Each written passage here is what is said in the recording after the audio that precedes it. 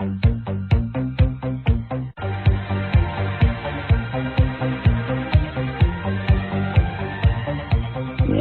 to Art Bell's Somewhere in Time.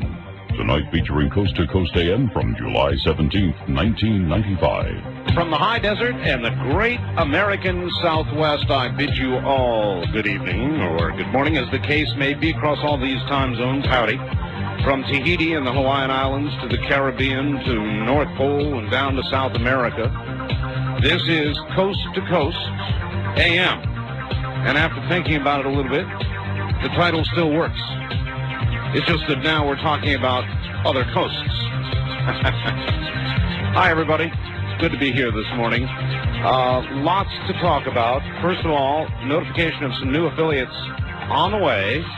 Those of you listening to KAGO in Klamath Falls, Oregon, can begin looking forward to Dreamland coming this next Sunday. Then comes, get this is pretty neat, I think, WSTP. Now, we've got KSTP in Minneapolis, St. Paul. Now we're going to have WSTP in Salisbury, North Carolina. Somehow the brotherhood of the STPs. Also, a biggie out in St. George, Utah coming. It'll be, they're 10,000 watts on 890. And they just come banging into this area. That's KDXU in St. George, Utah. They'll be coming up, I think, July 24th. Same deal for WSTP. Now, the news, and there's a lot of it. Over the weekend, the main subject, of course, was Bosnia, and Bosnia is really a mess. Bob Dole is going to move this week to have a vote on lifting the arms embargo. Warren Christopher, of course, thinks it is a big mistake. I think Warren Christopher is a total dud of a human being, but I've always thought so. There are 200,000 dead or injured in Bosnia thus far, and Warren Christopher was on Meet Press Sunday, said that what he's thinking now is that we ought to strengthen the UN and protect the safe havens in Bosnia, what's left of them, and that's not much. Then work towards some negotiated peace. The Rapid Reaction Force is on the way. There is yet another possible scenario being talked about tonight, and that is to airlift in European troops. Not our troops, their troops. But to get them in would require, first, U.S. jets going in, trying to cause the Serb radars to fire up so they could destroy the anti-aircraft positions. Now, bear in mind, the Serbs have already shot down an F-16. And they're not going to have a lot of trouble with Apaches, Chinooks, Sea Stallions, Blackhawks, that sort of thing. And that, of course, is what we would use to try to move the European troops in. There are thousands of Muslim refugees on the run. The UN has all but so far given up. The West, including us, as in U.S., has no idea what we can do next. So, really, it could not be worse. There are atrocities, there's genocide going on. And I think, and I have always thought, that it's our fault, some of it. We should never have embargoed arms. Why in the world, would we want these people to be slaughtered? Why does it seem to be in our interest, and I can only imagine, I mean, nations do things, don't they, that are in their interest somehow or another. And why is it in our interest to allow this slaughter to go on? We won't let them protect themselves. It's damn near too late. But in the category of what we ought to do, it seems to me, is obvious. Bob Dole's got the right answer, arm the Bosnians, and the critics out there say that will be the Americanization of the war. Well, not necessarily. We armed the Mujahideen, the Afghan rebels, And there was not the Americanization of the war. We didn't have troops over there, so why would we, of necessity, have them in Bosnia? Anyway, here's a facts on the subject, dear Art. Until recently, I was of the belief that America could not and should not be the world's policeman. But now, I'm not so sure. Seeing on a nightly basis the horrible things that are going on in Bosnia has forced me to ask the question, where do we draw the line? The film clips on TV seem to get worse each night. Which atrocity captured on film will be the one that finally pushes public opinion to the side of the U.S. involvement in Bosnia? I grew up thinking that America was more than just another country. That as a nation, we were strong enough, honorable enough, and determined enough to do things in the world that other countries could not do. We had the power and will to get to the moon, but we cannot seem to muster the will to keep genocide from happening just a few thousand miles from our own border. It seems our country has become a nation of individuals. We become so busy in our own lives that we have little time for our own children. We don't even know the names of our next-door neighbors. But does this mean we shouldn't get involved when evil forces are torturing people by the tens of thousands? So, it is an argument. I know. But I think the argument is stronger on the side of non-involvement. At least that's my assessment. And I am not an isolationist. But this is their war, and they're bound and determined to fight it, one way or the other, with or without weapons. If we have any culpability, it seems to me, it is this arms embargo.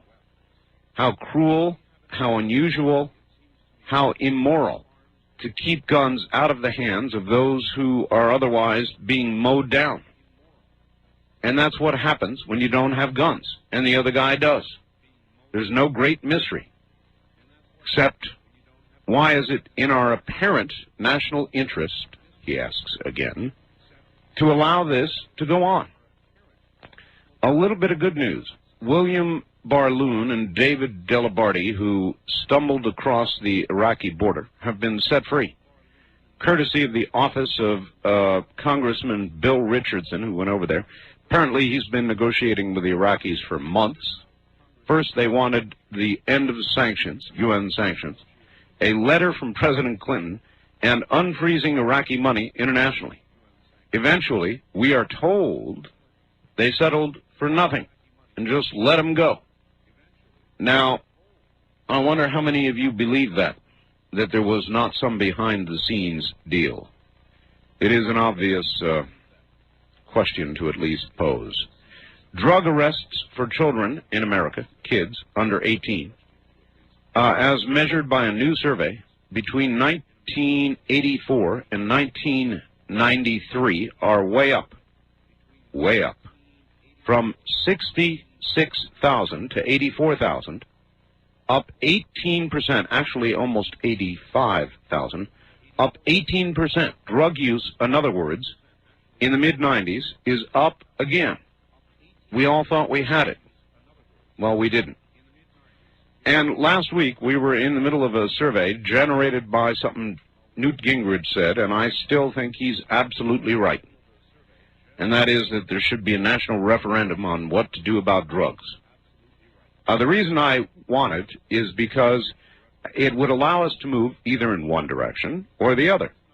And I'm all in favor of that because the present direction is the road to nowhere. Absolutely nowhere. The drug war is lost. We've either got to get tough or, and in his words, that means people bringing in commercial quantities, get a bullet. Or we legalize drugs, take the profit and the violence and all the rest of it, as they argue, out of it, one or the other, but have a national referendum and then begin moving at least in one direction or the other.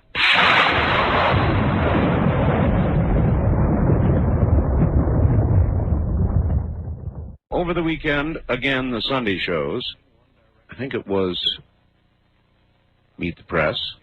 Pat Buchanan was on, and there was a big discussion between Senator Specter and Buchanan. Senator Specter is pro-choice, and Senator Specter maintained there is, in his words, a continuum. In other words, a direct line you can draw from Pat Buchanan's holy war to the guy who pulls the trigger on an abortion doctor. Now, I shortened that a little bit, the continuum, but that was the line. That was the idea. You think Specter's right? Pat Buchanan's running around saying that he'll be Ronald Reagan if that's what America wants.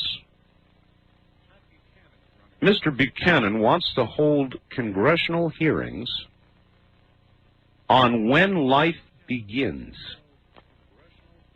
Now, that's an interesting question, always has been. You know, we've been fighting about that for all the time I've done talk radio. When does life begin? Somebody I knew once said, oh, that's easy. When he says to she, hey, baby, that's when life begins. But a congressional investigation, do you think they could decide, have a congressional investigation, argue back and forth, and come up with some kind of official proclamation about when life begins? Specter came after Buchanan for wanting all kinds of constitutional changes. And Buchanan basically said, yes, but, you know, with the right composition of the court, we won't need them. We'll get a court that will turn things back to the way they ought to be anyway.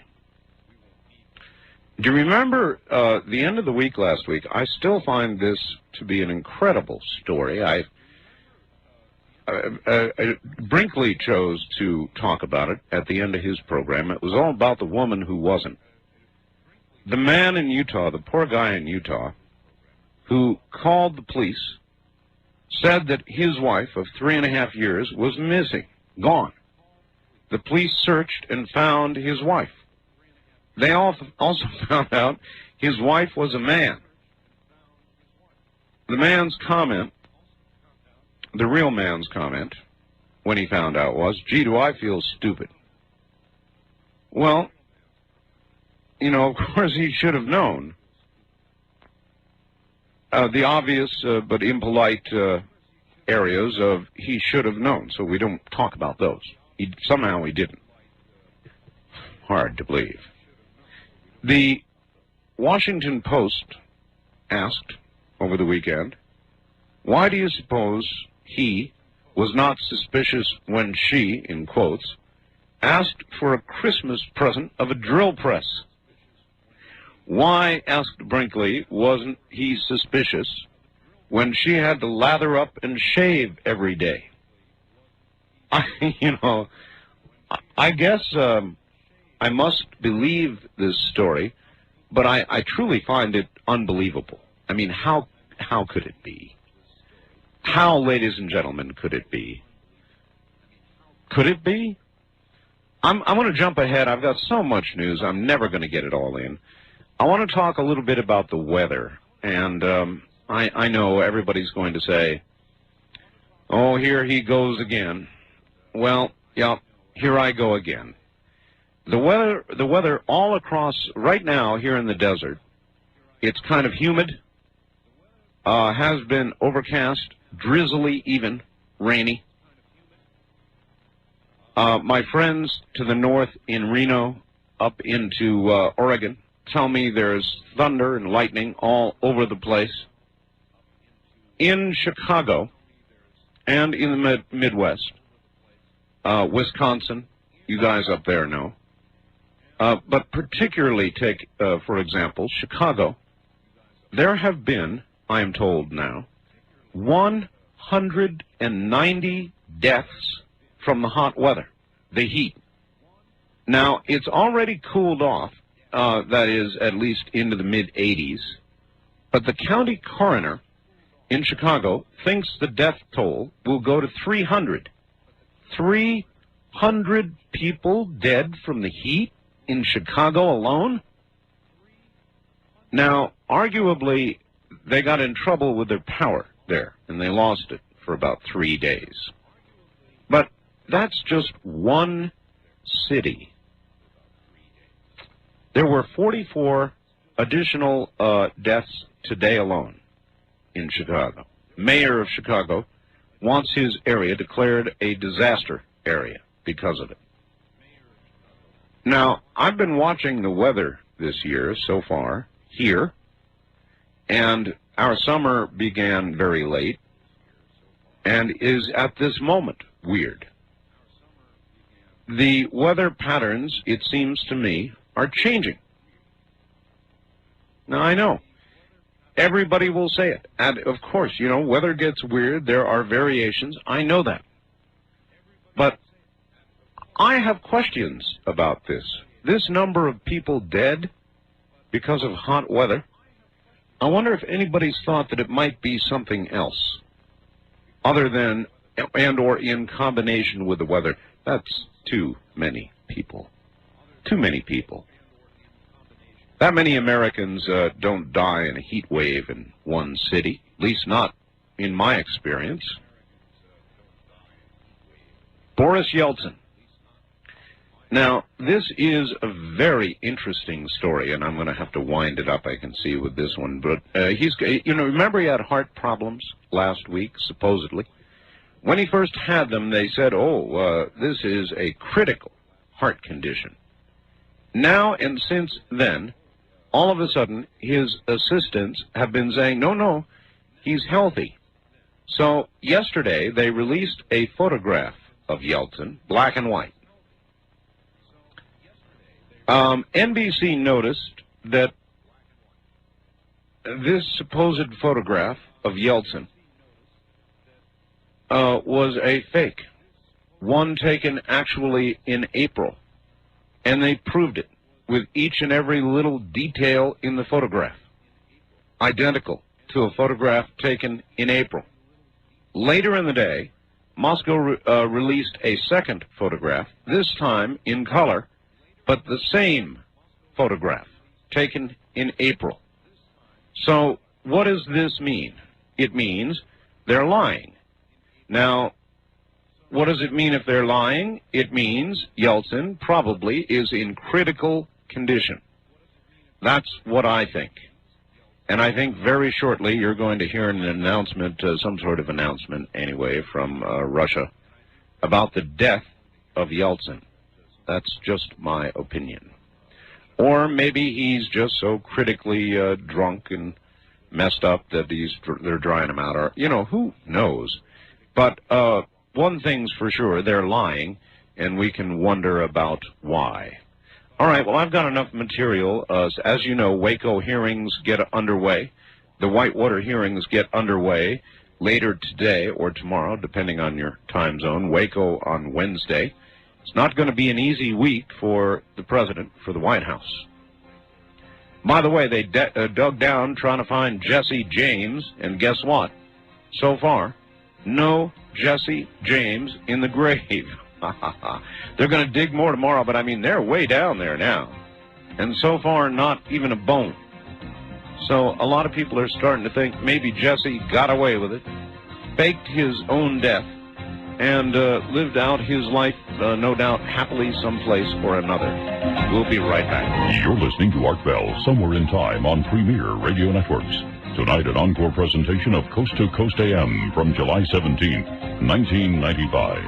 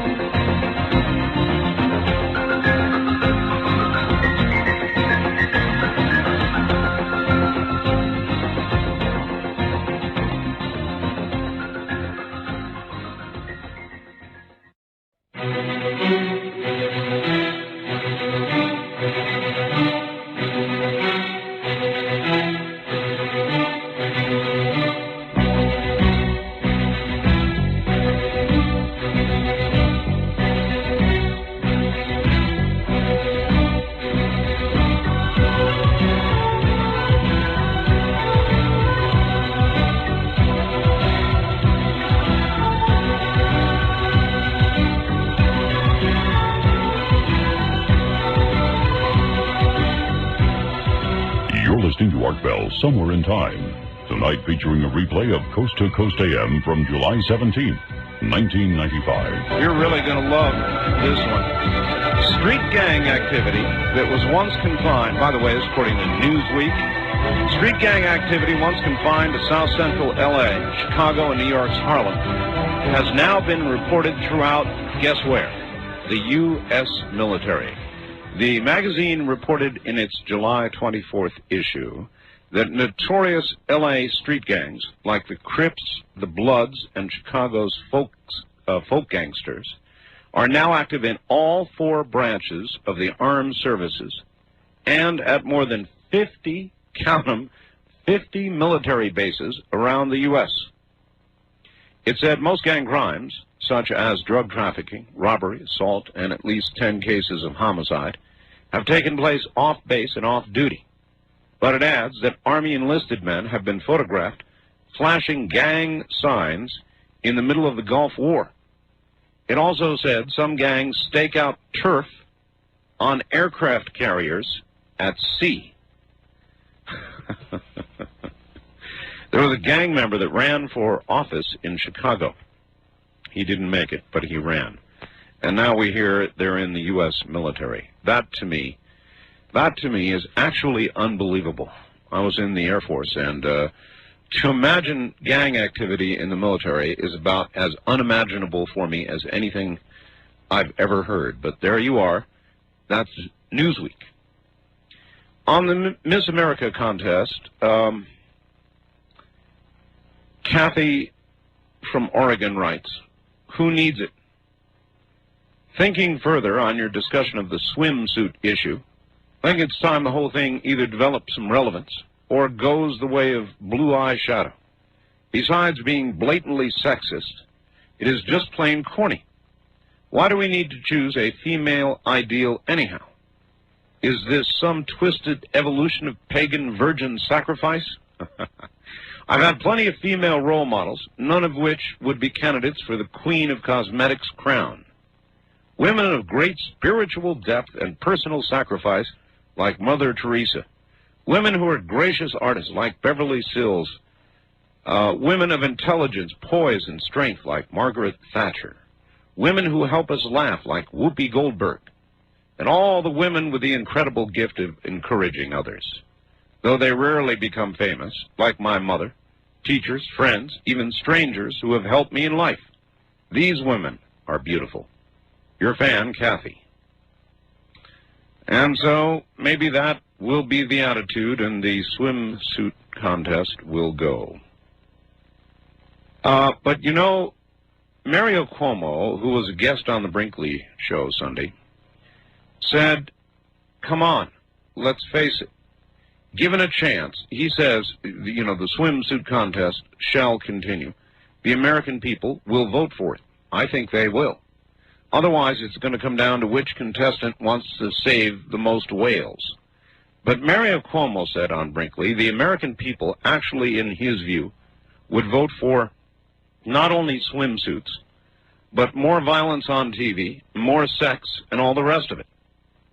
They'd vote for bikinis, or less, if they could. Is that true? Tell the truth. Tell the truth. Would you, if instead of this Miss America pageant asking whether or not to eliminate the swimsuit contest, if it was should they wear nearly nothing bikinis or less, would you vote for that? Would you vote for more violence on television? More sex, as Mario Cuomo suggested? Interesting question, and probably Mario Cuomo is correct. Sad but true. Probably not true of a lot of you, who I consider generally to be of a higher intellectual bent. But of the great American masses, he's probably right. Okay, let us open the lines. Anything you want to talk about, fair game. Here are the numbers. If you are a first-time caller to the program, it's area code 702-727-1222. 702-727-1222.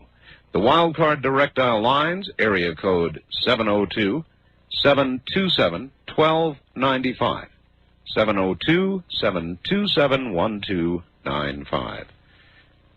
The West of the Rockies line, 1-800-618-8255. Toll free, 1-800-618-8255. The East of the Rockies line, 1-800-825-5033. 1-800-825-5033. Zenith, America's last TV maker, bought for $350 million by a Korean company. Goodbye, Zenith. East of the Rockies, you're on the air. Hi, Art. How you doing? I'm doing. Oh, good. Today on Chuck Harder, he had on Captain Joyce Riley. She's a military nurse. And Peter, he's a researcher. And I didn't get his last name. And they're investigating the biological Gulf War syndrome. I'd like to see him as guests on your show if possible, but from their interview, I just wonder, are our troops being used as pawns? Are the people being used as pawns? Is this, it's like for population control or something, for What? New World. Well, it's like the deaths, the heat deaths, all these deaths. Everything is dying. It's like a New World Order population control agenda or something. You think maybe the New World Order people threw the heat on Chicago? I am very curious about what's going on there and with our weather. It's odd. Part of the quickening? Oh, I don't know. You might argue. You really might. That's too many people. Does anybody out there ever remember 300 people dying from a heat wave in the Midwest in the summer? I don't. I sure don't. And they showed an awful lot of people in Chicago who had never recalled anything like this either. A quirk? Maybe. Part of a more general disruption of the force. I don't know how else to put it. Maybe. Maybe sort of a disruption of the force. Whatever that is. Wildcard line, you're on the air. Oh, hi, Art. Hello. My name is Jack in Houston. Let me turn down my radio. Okay, Jack. I'm sorry, I missed where you were. Where are you? I'm in Houston, Texas. Oh, Houston, Texas. All right. Listening to KTRH 740. The mighty. Yeah, Art. My reason for calling tonight is to ask a question and make a comment about life on Mars. Yes. My question is about your Sunday show, Dreamland. Where did you get the idea to call it Dreamland?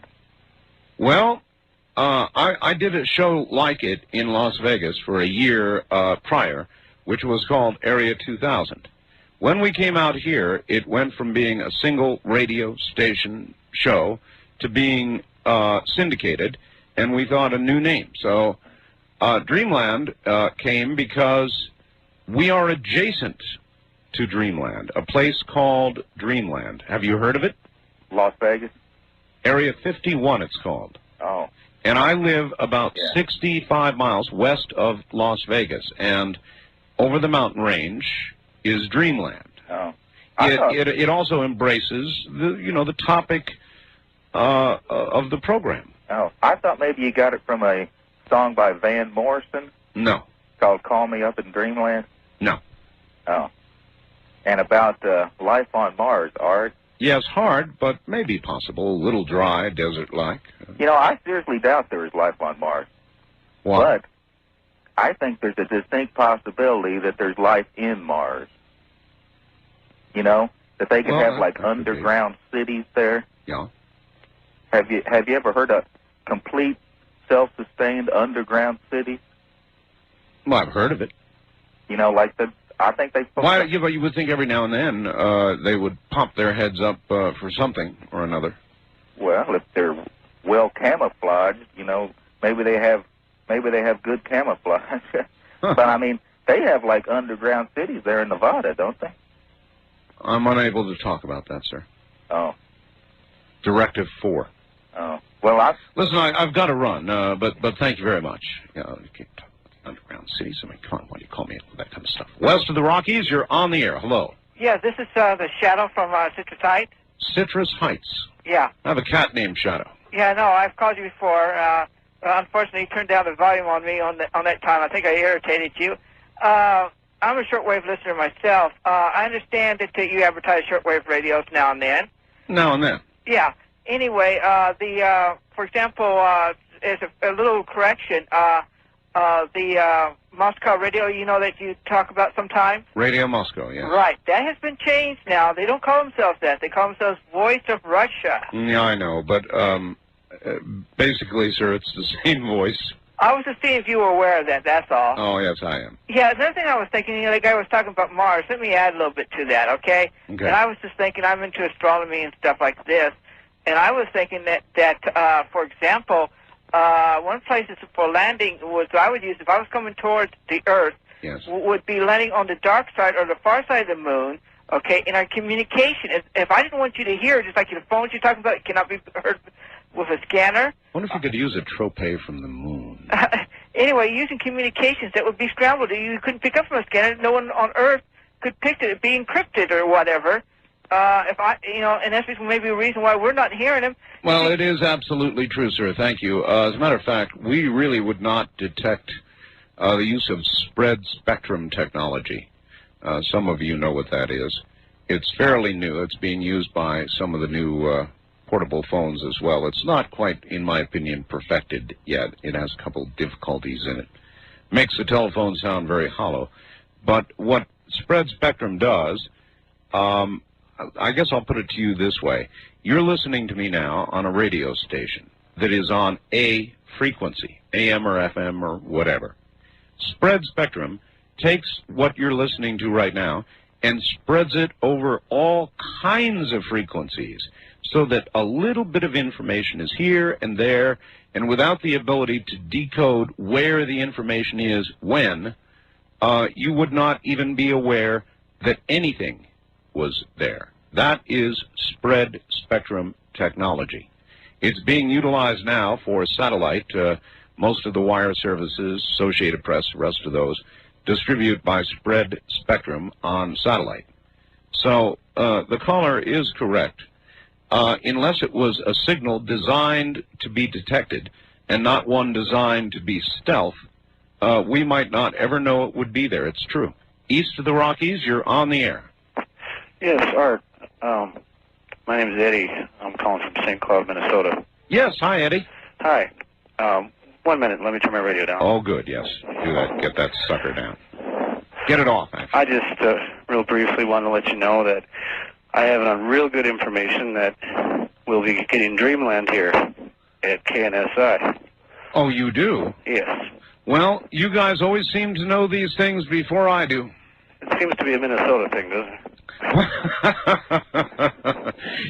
Actually, it's nationwide, sir. A lot of times people like you call me up and say things like you just said.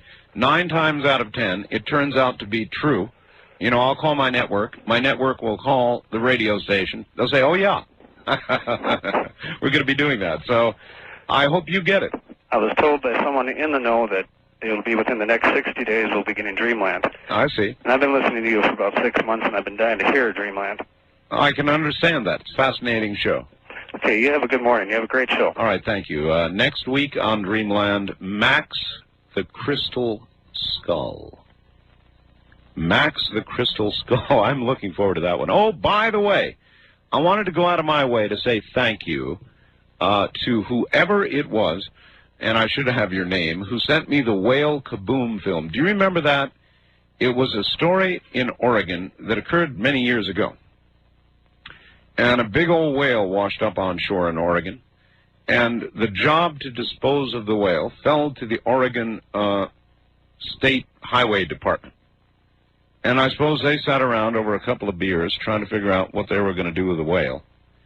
The story said they could only figure the highway department because highways are big and whales are big. Anyway, they had to figure out what to do with it. So they got all this dynamite. All this, it's a story right out of the the turkeys falling out of the helicopter, thrown out of the helicopter on WKRP. They got all this dynamite and blew this whale into smithereens, only they weren't quite smithereens. See, they figured to blow it into small pieces and the seagulls would eat it up.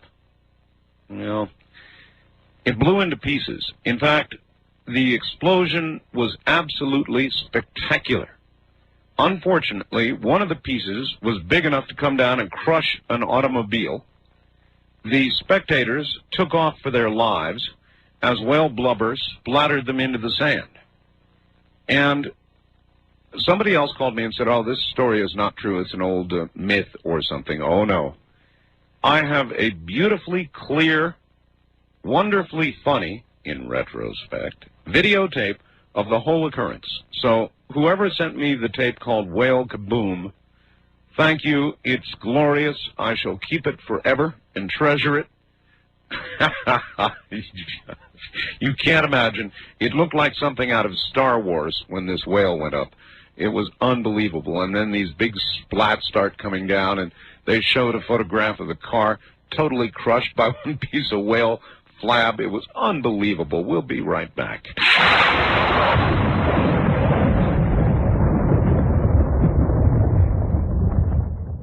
Hey, Art, Chicago, Kikwit, Ebola, O'Hare, Airlines. Coincidence? Just exercising the Chuck Harder side of my brain. Jim in Tupelo, Mississippi. Art, the ABC News at 11 o'clock this evening, which I heard on KVI a few minutes ago, reported the BATF has obtained 22 cargo airplanes capable of transporting heavy weapons.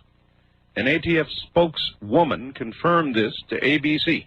So to avoid any further involvement of the U.S. motor, oh, I see, let's use this new ATF Air Force to transport arms to the Bosnian Muslims once the Senate finally overturns this ridiculous embargo.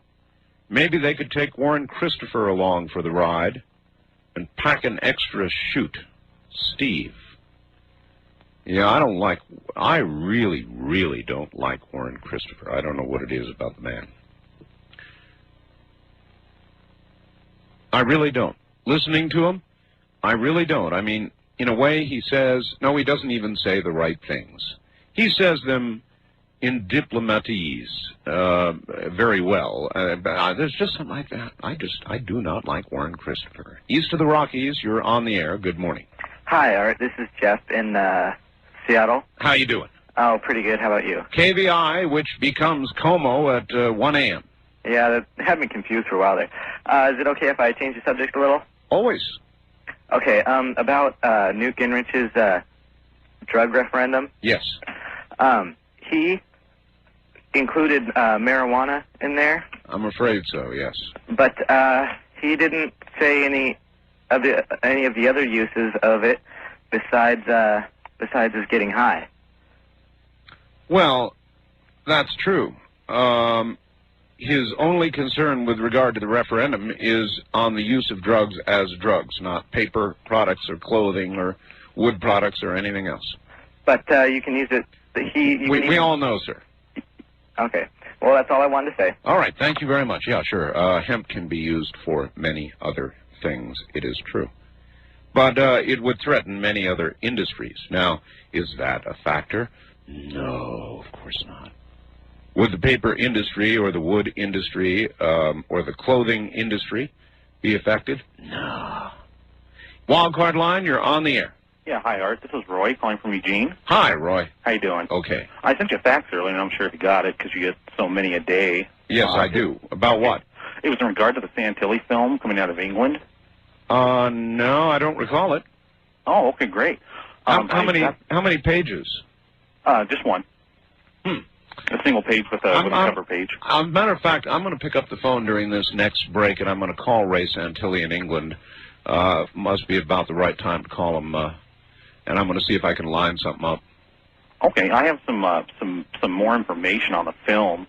I talked to a gentleman here, out of California, who has the exclusive rights to the film for distributing it on videotape. Yes. And I guess that, from what he has told me, and I couldn't verify my facts. Sir, I'll tell you what. Do you want to hold on? Hey, you bet. I've got a break coming up here, so hold on where you are. We'll be right back. You're listening to Art Bell Somewhere in Time. Tonight featuring a replay of Coast to Coast AM from July 17th, 1995.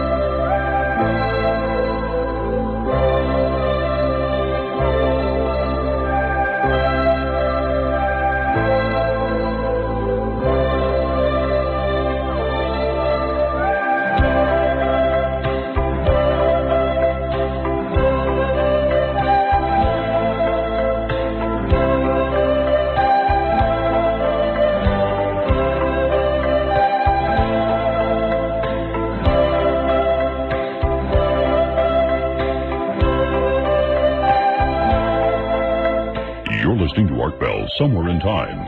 Tonight featuring a replay of Coast to Coast AM from July 17th, 1995. To those of you just joining at this hour, hello, welcome. We'll review the news here in a moment. I've got a caller on hold who was in the middle of saying something about Ray Santilly's Roswell film, and that he has a friend who has the distribution rights in California or something. Is that right, sir? Yes, sir, it is. On videotape, huh? On videotape. What I have now is he gave me a pretty detailed description of what's on the film. He had given me some information on other parts of the film that he has not seen yet, but has heard what is supposedly on the film. And he gave me the story about how the films came into possession of Mr. Santilly. And well, I'm going to get that right from the horse's mouth. I'm going to be interviewing Ray Santilly on the air. Okay. How's that? Oh, that's great. And that's sometime this week? Yeah. Of course, he's in London, so I think it's just coming up around 9 o'clock or so in the morning in London or before it. And I didn't reach him this last break, but I'll call him in the next break, and we'll line it up for tomorrow or something. Okay. Can I add one more thing really quick? Sure. Okay. What I did receive from my friend who has he's the director of the UFO Audio Video Clearinghouse in California. Right. I received a letter from him, and the stills of the footage that you have on your bulletin board and all that. And geez, these are just incredible. I know. These are really incredible. I know they are, and it's a great teaser for the film, I guess. Yeah. All right, sir. Thank you very much. And if any of you want the stills, they're all over cyberspace. They're on internet at various locations, and we have them on the bulletin board. You need a computer and a modem and a little bit of know-how in how to download using some sort of protocol, Z modem or whatever. You can call our bulletin board 24 hours a day. They are awesome. I mean, there's no other way to explain it. In fact, I found them particularly shocking because, to me, they look like what an alien ought to look like. Kind of a vague image of us, if you will, but enough different so you say, oh my God. You know, that's the kind of reactions I've been getting universally. All right, new affiliate news coming shortly, coming attractions next week. WSTP in Salisbury, North Carolina, will begin carrying Dreamland. Now, I thought that was kind of neat, because we have KSTP in Minneapolis, St. Paul, and now WSTP. And we have both. Coming soon, KAGO, no, I'm sorry, I should have said Coast to Coast. WSTP will be carrying Coast to Coast from 2 to 5.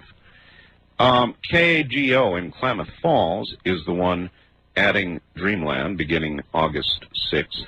And also a big pickup, KDXU in St. George, Utah, begins, we think, about July 24th. Now, they're a big one on 890, and I suppose if you're anywhere in Utah or the surrounding states, including, I might add, here in Nevada, 890 comes in like a bomb. So beginning July 24th, we will be there as well. The news is not good. Bosnia is, of course, a disastrous mess. It was the subject of most of the weekend shows. The safe areas are falling like 10 pins. The UN is huddled in a corner somewhere. Warren Christopher is talking about sending in U.S. jets followed by helicopters carrying European ground troops. And nobody really knows what the hell to do. Bob Dole wants to arm the Bosnians. The president does not. It's just, you know, it's a big mess. We are, to some degree, responsible for not allowing the Bosnians to defend themselves, and I just don't know how Warren Christopher and company can sleep at night. Yeltsin. Very interesting story on Yeltsin, I think. You remember the heart problems last week? The first reports that it was serious? Well, yesterday, Moscow released a photograph of Yeltsin, purportedly to show him in rosy-cheeked health. Well, NBC tore the photograph apart and determined it was one taken of Yeltsin last April. Now, what does that mean? It means they're lying. Then later in the day, Moscow released a second photograph, the same photograph, this time, though, in color. Again, exactly the same photograph taken in April. So they're lying. It's a ruse. It means Yeltsin is you know what my guess is? That we will soon hear that Yeltsin is suddenly dead of some kind of massive heart attack. Or maybe they'll just never tell us that he died at all. Who knows? The number of dead in Chicago is unbelievable. 190 so far. The coroner there thinks it'll go to 300 before it's all over. From the heat. 300 dead from the heat. Now, since when does that occur in a single American city? Ever. Somebody called a little while ago and suggested that it's because of modern technology. Because we've got air conditioning, we've got this, we've got that, we live inside, our bodies are not rough and tough anymore, and so if the power goes off and we get hot, we die. And the older people, of course, die first, and I guess that is true. The mayor of Chicago wants it declared a disaster area. Newsweek magazine reporting that, you're not going to believe this, there are now gangs in the U.S. military. The Crips, the Bloods, and the Chicago folk gangsters are all now active in all four branches of the U.S. Armed Services and at more than 50 military bases around the U.S. It is said most gang crimes, like drug trafficking, robbery, assault, and at least 10 cases of homicide have taken place off base and off duty, but it adds, now get this, enlisted Army men have been photographed flashing gang signs during the middle of the Gulf War. It also said some gangs are now staking out turf on aircraft carriers at sea. Can you imagine that? Staking out turf on aircraft carriers. The Waco hearings will begin Wednesday. The Whitewater hearings will begin today. It is going to be a very, very tough week for the administration. Whitewater hearings are going to include an inquiry into the Vince Foster case. There is still something there. I have always had the belief that Vince Foster did commit suicide.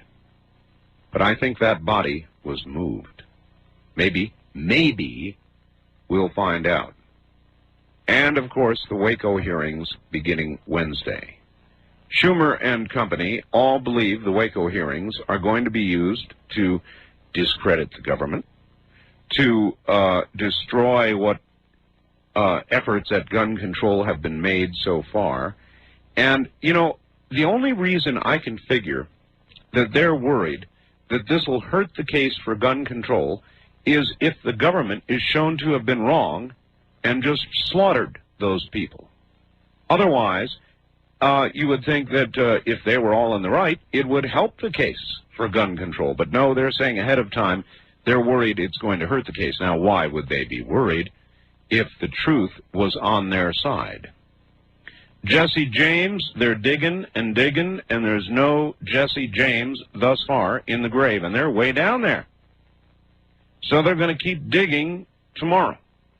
But presumably, if they don't come up with Jesse pretty soon, then they're going to conclude it was an empty grave, and it means, I guess, Jesse James fooled everybody and lived out his life well someplace. Who knows? I guess tomorrow we'll know. West of the Rockies, you're on the air. Yes, hi, Art. This is Rick from San Francisco. Hi, Rick. I wanted to comment on three things real quickly. One, I agree with that gentleman that I think technology and your body has a lot to do with the way you feel. Sure. I was born and raised in Las Vegas. I've been up here for 2 years now, and I'm complaining when it's 80 in San Francisco. I'm like, what is this? It's a heat wave. Yeah, I know. And then people are like, well, I thought you grew up in Las Vegas. It's like, you know what? You're right, but it feels hotter. I mean, it just feels hot to me since I'm haven't been used to it. Well, remember that in San Francisco you've got a lot of humidity that Las Vegas does not have. Yeah, but not as bad. Number two, being that I have been up here for 2 years. Correct me if I'm wrong, but there have been no earthquakes. I have not felt an earthquake since I've been up here, and I've talked to some other people who've been here longer. It's been dead up here. There's absolutely nothing going on up here. And my view would be that's bad. That's bad. Yeah. Hey, I moved up here at a great time. Well, it depends on your point of view. Most people hold the view, a lot of geologists, that small earthquakes relieve pressure, and that when you have a long period of time that goes by, the pressure builds, in other words, between shifting tectonic plates. And so that a long period of inactivity is bad news. Right, and I know you're very knowledgeable on earthquakes and stuff. Is it true that the Hayward Fault is the one that we have to worry about up here as opposed to the San Andreas, because the Hayward Fault apparently runs through major metropolitan areas? Are you familiar with that at all? Yes, it is. Yes, I am, and yes, that is true. Okay, and my third question is, I have started a lot of people listening to you, and most of them, like myself, are gay. And it's funny that when they listen to you and they will listen to your callers, it's remarkable how they say, you know what, this is the first time I have ever heard this in my entire life. Well, yeah, we've seen it on TV. Heard what? Well, just people severely against gay people. Not necessarily you, but just callers, callers' comments and stuff. And, I talked to them. I said, well, surely you've run into some opposition, And they're like, again, no. sir, all right, thank you. Again, you're in San Francisco, and your perception is being affected by where you are. You are in an area where, per capita, there are more gay people, arguably, I suppose, than almost anywhere else in the U.S. So everywhere is not like San Francisco. Just as earlier in your life, everywhere is not like Las Vegas. Every place is, in its own way, quite distinct, and when you moved from Las Vegas to San Francisco, you made a big cultural shift, and there is a big cultural shift. Wildcard line, you're on the air. Hi. Hello? Going, gone. Wildcard line number 2, you're on the air. Hi. Yes, hi. My name's Wendy, and I'm from Oroville, California. Wendy, you're going to have to speak up. You're not the hamburger girl, are you? Oh, no, I'm not. Okay, well, that's all right. No, I was calling because actually I had comments about the weather, because this year has been the weirdest weather I know. For our area. I know. And what's really weird, I'm just wondering if everybody out there, I'm not a paranoid person or anything like that, but does everybody feel like that That it's something weird? is maybe going to happen, or Yes. you Yes. know, I mean, Wendy, yes. Yes, the answer is yes. We've discussed this on the show many times. Something's up. Mama Earth, Mama Nature, God, whoever you want to talk about is getting ready to do something. When you think more people would be worried about it, I mean, you know, we complain about, you know, the rainforest and everything, but then there's, you know, other people in the States here that complain about, oh, we can't, you know, we have to, you know, we can't save the environment, we have to cut down these trees, or we have to do this, we have to do that, but then we turn around and we complain because, oh, no, they're going over there, they're cutting down the rainforest, we're not going to have any air. You know, there's just different things like that, and that sometimes I kind of wonder if... There was a guy, Wendy, last week who called me up and said, Mother Earth is like a living organism, and one of these days soon she is going to shed us as a dog would fleas. That makes a lot of sense to me. Does it? Yeah, it's kind of a scary way to think, but yeah, you know, we're kind of the biggest parasite here, well, I believe, as far as, you know, there's a lot of us that just don't care. Well, there's some, to me, Wendy, thank you, there's a middle ground between the general biblical view that the earth and its resources are here to be used, and we're put here to be used by man, and therefore we should use them, not worry about it. And the environmentalists and tree huggers who are worried about... I am, to some degree, an environmentalist. I mean, nobody in their right mind wants dirty air. They don't want to have to breathe dirty air, and there's a lot of dirty air around. You don't want your water polluted, right?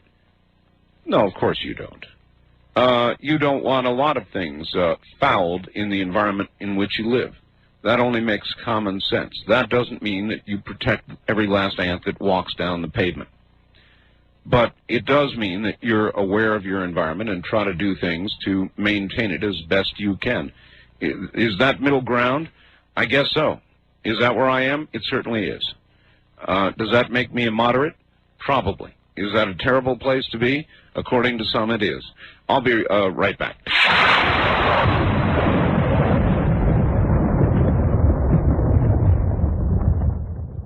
West of the Rockies, you're on the air. Hi, Art. Hello. Art? That's me. I'm calling from Palm Springs. Okay.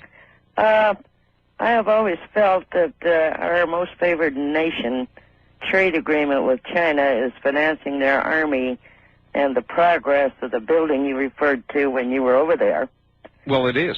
And a long time ago, a wise person said to me that we only have one thing to fear, and that's the Yellow Army. Now, well, I'd like to hear what your listeners have to say about that. All right. All right, Thanks. listeners, thank you. Do you fear the Yellow Army? The great masses from the East. I do not. The nature of warfare now is not such that you would talk, particularly when you're talking of China, of great masses coming forth across the Pacific or in through any other land mass movement toward us. No, I don't fear that. But communist China, and I was there, and I can tell you, is still communist China. In other words, despite the incredible economic activity in communist China now, they are still communist China. They're still communists. They're not nice communists. They're not reformed communists.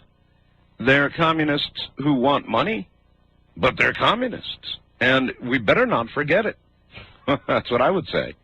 You could feel the chill when you went across the border. I mean, there was no question about it. First-time caller line, you're on the air. Hi. Hello. Yes, sir. This is Wayne. Hi, Wayne. Where are you? San Diego, Cocoa. Yes, sir. Really enjoy your show. Thank you. I'm hooked on it. Been listening every night for about 3 months now.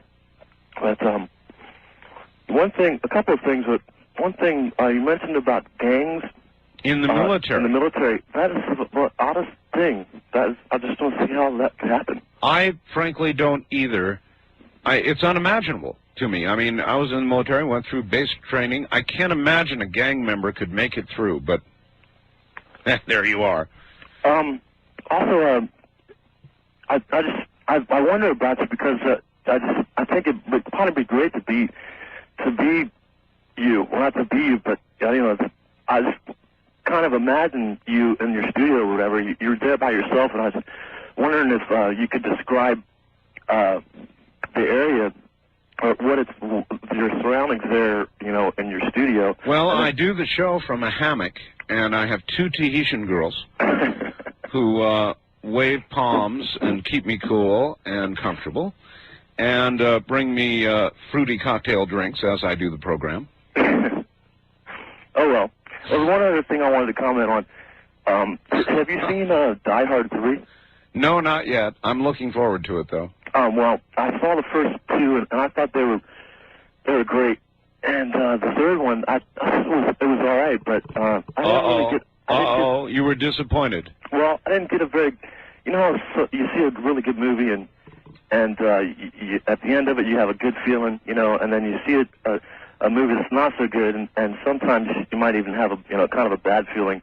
Yep. And I kind of got that kind of a feeling after this one because of the black guy that's on there. He's portrayed as a racist against white people, and white people messed up black people. Well, now don't tell us the whole plot. I want to tell you the whole plot. Well, anyhow, I just didn't think it was right the way he... All right. Let's hold it there. Did people die harder in the movie? No, not really. Oh, okay. Well, usually you've got to have more violence. Each new episode has got to be wilder than the last to work. We'll be back. You're listening to Art Bell Somewhere in Time on Premier Radio Networks. Tonight, an encore presentation of Coast to Coast AM from July 17th, 1995.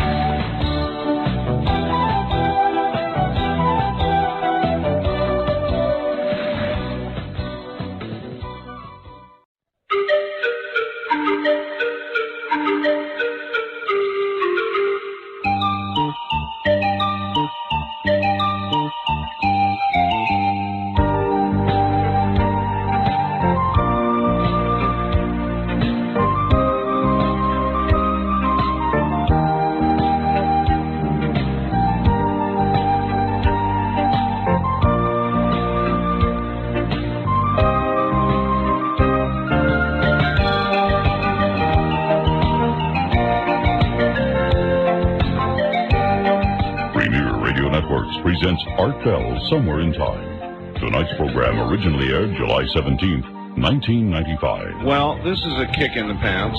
I just talked to Ray Santilly in London during this last break. In an hour, about 2:30 Pacific time, we're going to interview Ray Santilly. Get ready.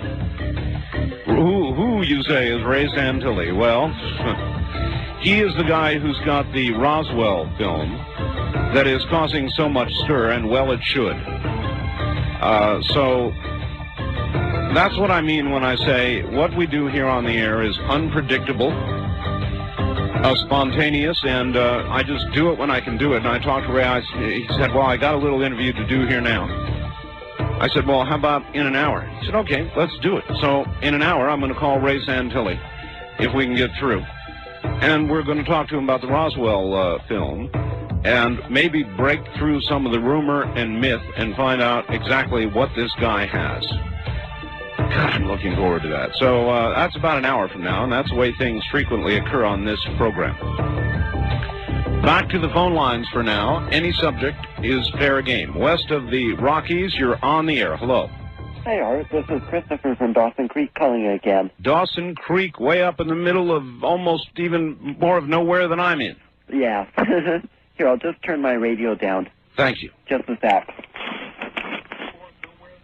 Boy, we come in very well in Dawson Creek. Hi. What station do you listen to in Dawson Creek? I listen to KOMO out of Seattle. Wow. Boy, I heard it for a second there. They put a good signal up into Dawson Creek. Oh, yes. Do they ever? Tell everybody where Dawson Creek is. Okay, it's about 700 miles north of Vancouver. All right, way up there. Yes. Anyway, what's on your mind? Okay, about a week ago when I called you, you were asking about how the roads up here don't heave in the wintertime. Well, we were talking about the fact that the Alcan Highway, what used to be called the Alcan, do they still call it the Alcan? No, they call it the Alaska Highway. Yeah. Anyway, if they paved it, when you get down to 70 below zero or so, you would think it would just heave right up. Yeah, well, anyways, I was talking to my dad who works for the Ministry of Highways. The Ministry of Highways? Yes. And he was saying what they do is they put gravel underneath the pavement. He was saying they put about 2-3 feet of gravel under the pavement. Right. And he was saying they have pilings as well. And that way it stabilizes the ground, and that way the permafrost doesn't affect the pavement. Yeah, but I never knew that until I asked my dad. Well, now we know. I wonder what the Ministry of Highways would do with a beached whale. With a beached whale? Yeah. I don't know. The Ministry of Highways down in Oregon blew one up. Are you really? Yeah, they blew it into 1 million pieces, and some of them were, one piece was so big it came down and crushed a car. Wow. Yeah, that's what I said, and I didn't believe it. And somebody sent me a videotape. I've got a videotape of this whale blowing up. It's the damnedest thing you ever saw. Wow. All right, well, listen, thank you very much for the call, the Ministry of Highways, huh? Wildcard line, you're on the air. Good morning. Good morning, Art. Hello. For the fellow that moved to San Francisco and is disappointed he hasn't felt any earthquakes, he may be like I am. I don't usually feel them if they're under a magnitude 3. But if you check his Friday newspaper, there's a little feature in there called GeoWatch. It's by the USGS, and it shows everything above 1.0. There you are. And they average about 20 Earth movements a week. Well, maybe he needs to sit in his chair very, very quietly, just waiting for the slightest little shake. Well, I got kind of sneaky. I was disappointed about not feeling any here in Las Vegas, so I hung some pendulums up. Yes, I know. I can tell by the movement of the pendulums, but otherwise I wouldn't even notice them. Okay, thank you. Yeah, that man made an earthquake detector, which you can do electrically. In other words, you just hang something from the ceiling with some weight to it, and put a circle around it, and make it a conductive circuit so that when it moves and touches the ring, it sets off an alarm. So you can make yourself a cute little earthquake detector that way if you really want to know. Now, I'm not sure how that would react for a pure upward thrust, but for most earthquakes, I think it would register. Wildcard line, you're on the air. Hello. Radio Free America. Yes, indeed. Well, I couldn't believe it. Rush, today on his show, mentioned Waco. What choice does he have? They're about to have the hearings. He said, there's people that want to keep this thing covered up, and then there's people that want to tell what really happened down there. So, and Brian Ross, who has lied about Waco in the past, they're doing a piece on one of their shows on ABC. It was just really blowing the whole story backwards, but they're going to be doing a piece on the CS gas and how it's illegal and why they used it down there. So we're making strides, but the hearings are not going to be live, Art. According to my sources, they're going to be tape delayed on C-SPAN, where they can edit in and out what they want to, and the questions and so on. So, and it's pretty much so far that I know of, it's stacked in the government's favor right now. So we need to call our congressman and C-SPAN. But I wanted to talk about, if you got the time, about Buchanan and on Meet the Repressed. Yeah. I thought he did pretty good, with against Specter, who should be joining the Democratic Party. What did you think? I didn't always agree with Buchanan. I had a funny reaction to it. I agreed some of the time with Specter, But I don't much like Spectre for some reason. He looks like, a sour prune. I don't know who he reminds me of, but somebody I don't like. There's something about Spectre that I don't like. But I agreed with him somewhat. I'm not as much as you know, of an isolationist as Pat Buchanan.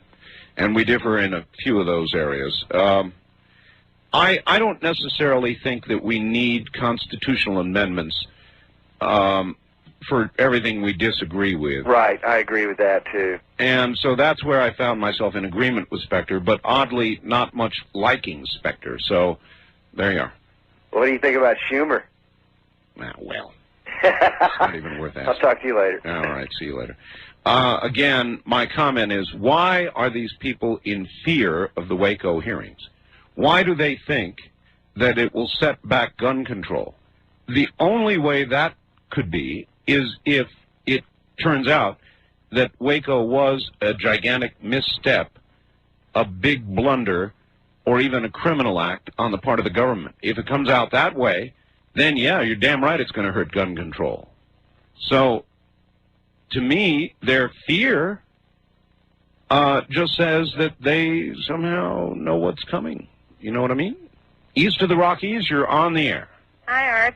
Hello. I wanted to tell you this is KCMO, Kansas City, Missouri, Clay County. Yes, ma'am. Kearney, Missouri is also in Clay County, and they did find bones down there today. They did. And they're going to start digging again at 8 o'clock this morning. Now, see, the evening news said they had not found one bone.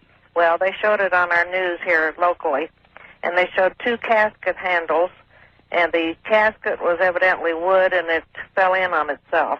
Oh. And they're going to have to take the bones out piece by piece. Oh. They thought they were going to have to raise up the casket. They were going to put a couple balloons down there, but there wasn't anything to raise up. I wonder if they're going to be able to make a determination that Jesse was shot in the back or something. Well, I don't know really. They said that there might, as many times as he was shot, that they might be able to find on the bones where he'd been shot. Either that or it'll turn out to be Jimmy Hoffa. But anyway, I just wanted to tell you what was the latest. They're going to start bringing the bones out again at 8 o'clock this morning. We had media from all over the world up there, even selling T-shirts. Really? Mm-hmm. Why are we doing this? Well, they just want to put it to rest once and for all whether or not it was really him. One of our local newsmen erroneously called him Jesse Jackson today. So, and I feel the same about Warren Christopher as you do. Really, there's something about that guy. God, he's just nothing but a mouthpiece, a tool. It's like he has no original thought. What he says about Bosnia makes me sick. Our policy about Bosnia makes me sick. I suppose you could say he's saying what he should say. It's what the president feels, but it's disgusting. Looks like Charlie Chan to me. Yeah. Thank you so much. Okay. Clay County, Missouri, huh? Yes, that's Kearney. That's northeast of here. I live in Kansas City North, which is on the north side of the river. Somehow, I would have been happier had they not found a thing. Well, they had a lead shield. It was down about 4 feet. They had to get that out, and then they went on down 6 feet, where they found this casket, and they did show the 2 handles, but the rest of it had fallen in on top of itself. Well, they need Geraldo Rivera there to open it all up. Thank you very much for the call. You remember that when Geraldo opened up that, whatever it was, secret something or another, and there was a whole bunch of absolutely nothing in there? West of the Rockies, you're on the air. Oh, my goodness, I got through. Let me get Yes, the radio here. you did. Turn it off and tell us where you are. Oh, this is Phil. I'm in Reno. Okay. I had a suggestion for you regarding your 8x10 photo problem you had back in Vegas. Yeah, that was a problem, all right. Well, a lot of people love to have a photograph of you. Me being included in that list. I don't have access to a computer that could get the photo and all that. But I had a thought about it. If you can get 8x10 copies of a negative, 35mm negative, relatively cheap, especially at Walmart or something like that. Yeah. And if you charged $5 or so a photograph, I'm not going to do that. Well, let me finish though. Yeah, go ahead. I think you'll like it. It'll cover most likely postage, the envelope, and what have you. You can put on there, "Thank you, Art Bell," and whatever is above the cost of mailing them out, you can give to the Pahrump Valley Animal Shelter. You see what I'm saying? You're still setting me up for a terrible ordeal. And, well, I really did. I went through a terrible ordeal. And at the time, I was working for only KDWN in Las Vegas. Right. All right, so thousands come in, right? I go to the radio station and I say, help. And they say, why? You opened your big mouth. And they were right, I did. So you're on your own, buddy. And I was licking and licking and licking and kicking myself in the pants the whole time. So I don't do it anymore. And I wouldn't charge $5. Then you know what I'd get? I'd get a bunch of messages saying, boy, are you ugly, the biggest waste of $5 I ever made. Do I need that kind of heartache? No. Well, no, but like I said, with a thought, it would raise a heck of a lot of money for your animal shelter. Well, you know, that's tempting, but... I did mail a check, by the way. Oh, thank you. Also, and incidentally, I should let everybody know now that it's out. I didn't really want to make a big deal out of it, but it's well over $5,000 now. Okay.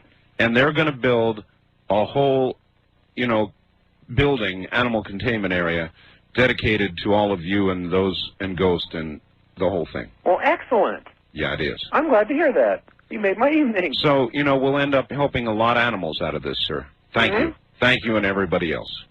I did have one more comment at this time. Sure. You were talking earlier about technology making us weaker and being more susceptible, such as in Chicago and whatnot. Yes. Are you familiar with James Burke? Oh, that's a familiar name. He did a show back in '78 called Connections. It's a vaguely familiar. It's a scientific program. It's a little dry, but it's awfully good, and it talks about the world's interdependency on technology and using it how they don't understand it, but use it anyway as though they do. Right. It's a 10-part series, and it's on the Learning Channel, and I highly recommend it. All right. I appreciate that. Well, thank you for letting me talk, sir. Well, thanks for talking. Yeah, we are dependent, and I think we're used to a narrow range of temperatures that we're able to keep because we have heaters and we have air conditioners. And for the most part, we live in this narrow range, and so our bodies become used to it. And I guess with the power failure and the heat and the fact that people are living longer in these controlled environments, you get a disaster like Chicago. Either that or it's something else. That's a lot of dead people in heat. They're projecting, the coroner in Chicago is projecting up to 300 people dead because of the heat.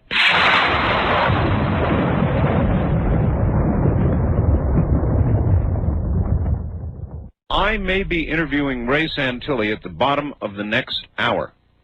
Ray Santilly is the man with the Roswell photographs.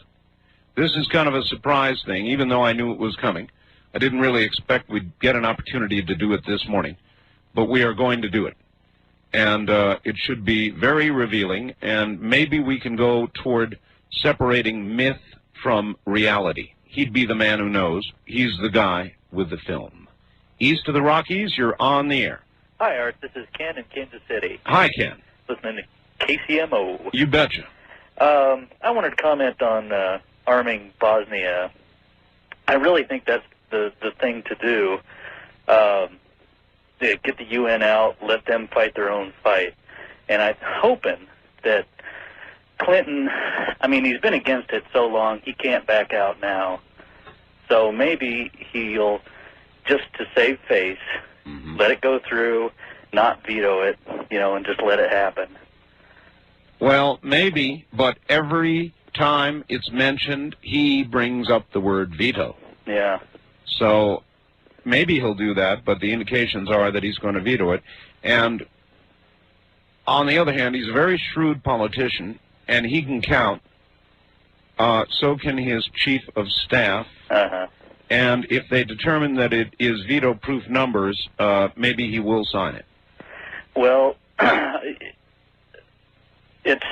think it's the best way out for him, because that way he can say, well, everybody's against me, and I might as well just do this because I'll end up losing on it anyway. Yeah, but there's one little snag in the whole thing. To arm the Bosnians, we've got to first get the UN out. To get the UN out is going to require 25,000 U.S. troops. Yeah. And a few months. Yeah. And no doubt a lot of casualties. And it may happen too late for him anyway. Exactly. So I don't know. Yeah. I don't know. And on this night terror thing? Yes. My wife goes through the same thing. She does? She does. Sometimes it's worms coming up out of the bed, and sometimes she sees what she described as the devil walking into the bedroom. It's always, half real and half dreamlike. And, it's the creepiest. It's creepy. And I've always, like you, I like to live by hunches, Yes. And when we were on our honeymoon, she had a dream that her dead grandfather came to us and said, "Don't go to this one place tomorrow." We didn't go. You didn't go? No way. Did anything happen to the place? No. So then you'll never know whether it was because you didn't go or... Well, it was a 45-minute drive, so... I figured it's, and it's not a good drive. It was a bad road anyway. My advice would be to listen. Oh, absolutely. I listen to my hunches, and it's worked for me. Absolutely. She's always had dreams like this, and I listen. I listen to them more than she does. The last place you want the devil's in your bedroom. That's for sure. All right, thanks a million. Thank you. Take care. I used to think he was in the closet. Everybody... I hate to admit this, but my wife would tell you it is true. I still, to this day, do not go to sleep with closets open. I know it seems silly, but everybody knows there's something in the closet, right? Because it's very dark in there, and you can't see into all the areas. And so if there's anything in there, that's where it's going to be, in the closet. It's obvious. So I always close the closet. My wife thinks it's very humorous. And maybe it's just an old habit, but I do that. I close closet doors. Who wants to go to sleep with a monster in the closet? It's obvious. Maybe it's just... East of the Rockies, you're on the air. Hello? Close closet doors. Who wants... That's somebody playing me back to me. Don't need it. Wildcard line, you're on the air. Hi. Hi, Art. DW again, from a very foggy ocean this time. Foggy ocean, huh? Yeah, we're headed northbound, and it's not very good visibility. Say, I called. I wanted to thank you for some of your sponsors. Well, thank you. I've got a fairly new 818 that I'm real fond of. Oh, that's a hot radio. Yeah, I listened to you guys the other night there. OBB was on there. When I was on ham radio. Yeah. How did I come in out there? Oh, you came in pretty good. I was kind of close to your neck of the woods. I was down around the San Francisco Bay, so it wasn't far up over the hill. I must have been blasting in then. Yeah, and also the final filter. Mm-hmm. I've got a set of 3-year-old twins. One of them doesn't breathe real well. Yes, sir. Within probably 4 or 5 days, it made a real noticeable difference in my house. That's right. And I'm a 3-time user of Absolutely Fresh Flowers. I haven't seen any of them yet, but I hear they worked out real well. Oh, yes. That's generally what you do. Yeah. Well, you're a faithful, good listener. Yeah, and one other thing, I agree very much we should arm the Bosnians. All right, sir. Look, on that note, and so do I. We're in agreement. I've got to go. I have no choice. The clock is a clock. We'll be right back. You're listening to Art Bell, Somewhere in Time. Tonight featuring a replay of Coast to Coast AM from July 17th, 1995.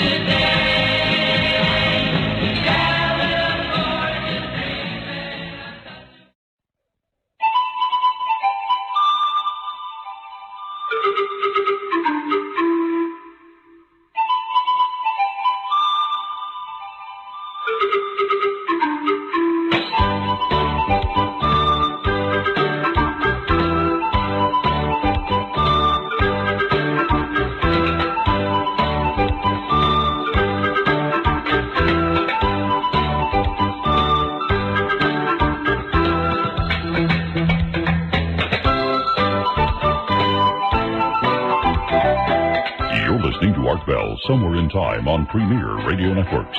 Tonight, an encore presentation of Coast to Coast AM from July 17th, 1995. Good morning, everybody. Here in the middle of the night, we're going to do something a little odd in about 25 or 30 minutes. We're going to call England, London, and talk to Ray Santilly, who is the possessor of the Roswell footage, of which now there is much mythology, much confusion, and alarm, and all kinds of emotions surround this film and the stills that have come from it. And so we're going to try to get to the bottom of some of it by talking to the man himself. I love doing that. It's kind of spontaneous. I knew that I would be doing it, but I had no idea this morning, and I talked to Santilly about 35 minutes ago in London, and he said, sure, let's do it in about an hour. So we'll try. East of the Rockies, you're on the air. Hi. Yeah, good morning. Art calling from Dallas. Dallas, Texas, and KGBS. Right, 1190. Yes, sir. A couple of things. First of all, I watched Meet the Press on Sunday, and as I was watching Arlen Specter, I was thinking to myself, this is a guy Art Bell will really like, conservative economically and tolerant on social issues, which I've heard you say many times. Yes, but yeah, you're absolutely right. I mean, you heard me with an earlier caller, I'm sure, say that actually I found myself in agreement with Mr. Specter, Senator Specter, save his views on his pro-abortion views, save that, but there's something about Arlen Specter that I don't particularly like. I don't know what it is. Well, that's vague. I mean... It is vague. No, you're right. It can't be the way he looks. That would be absurd. You know, it has to be, you know, I hope you can pinpoint that. I know it's not the way he looks, because that doesn't sound like something you would take into consideration. Maybe it's his delivery. He was very matter-of-fact, very confident, it seemed to me. Not cocky, but very confident. I was rather impressed with him myself. Okay, well, I don't change what I said. His words were okay, but I'm sorry. I wish I could, put my thumb on it for you. The other thing, because you're going to have this gentleman on at the bottom of the hour, I was listening to a program, in fact, on your affiliate here in Dallas. They had on a scientist named Richard Berenson. I don't know if you've heard of him. He's a very noted, he's an astronomer and a very noted one, as a matter of fact. And someone called in about the Roswell issue. Yes. Because that had been brought up. And they stated very emphatically they were on a recovery team in Roswell, and you ought to bring this up to your guests coming up. And they said that it was a crash of a B-29, and that the bodies after the crash were mutilated. And that would take into account, the possibility people might confuse them with aliens. I'm not ruling that out. Wait a minute now, hold it. If it was a B-29, then why would the Air Force say then and now that it was a balloon? Well, the balloon story changed a few months ago. They to a new balloon. They called it a balloon train. Okay, well, I just wish you'd bring that up, because he did say, this caller, he said it to Richard Berenson, he said that he was on the recovery team. It was nothing more than the crash of a B-29. Yeah, well, that flies in the face of all other testimony. Might be, but and anyway, as we go along with the campaign coming up, try to figure out what it is about Specter you don't like. I will. I was really impressed with him, I'm telling you. All right, thank you. I thought that on some points he beat Buchanan, because Buchanan had to sit there and basically back the idea of a constitutional amendment for everything that he opposed. And I don't agree with that. I don't think that we need a constitutional amendment to prevent flag burning. I used to think that, but the more I thought about it, the more I thought we don't need it. Because A, there are not many flags burned, and B, people tend to take care of their own, and when you see somebody burning a flag, you're probably going to punch them in the nose. So it doesn't happen a lot. Prayer in school. I don't think there should be a constitutional amendment that would mandate prayer in school. I don't think there ought to be mandated prayer in school. I think a moment of silence is fine, and I think the president, for all the wrong reasons, political, basically did have it correct the other day when he said, look, The U.S. Supreme Court has not said there may be no religion in school. It's gone too far. I mean, actually, the president was right about that. It was utterly political on his part, but he was right. So I don't think we need a constitutional amendment for that. And so forth and so on. So it is strange. I agreed with Specter more than I did Buchanan. But I'm not comfortable with Specter, and I'm sorry I can't tell you why. East of the Rockies, you're on the air. Hello? No, I guess you're not. First-time caller line, we'll put you on. You're on the air. Hi. Yes. Hello? Oh. Hello? Yes. Hello? Well, who is this? Well, who are you calling? Well, I'm calling Art Bell. Well, doggone, that's who you got. Oh, is it? Yes. I hate to open up old wounds. It's all right. But I missed how you caught Ghost and what happened to him. Oh, yeah, that's an old wound, all right. Maybe not such an old wound. All right, if you'll listen on the air, I'd be glad to tell you, very briefly. It's a very sad story. I had a cat under my house all of a sudden. You know, I don't know where the cat came from. I have no idea. It sounded like all I heard for 2 weeks was just meow, meow under the house, and it would never come out. And so I started calling it Ghost. And I built a trap.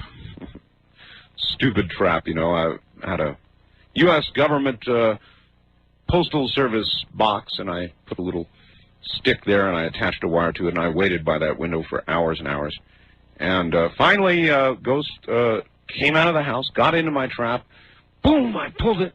And, you know, this poor little guy living under the house, what an abysmal life it must have been. And he got his tail caught in the back of the trap, backed out, ran under the house, and after that wouldn't even meow at me for a while.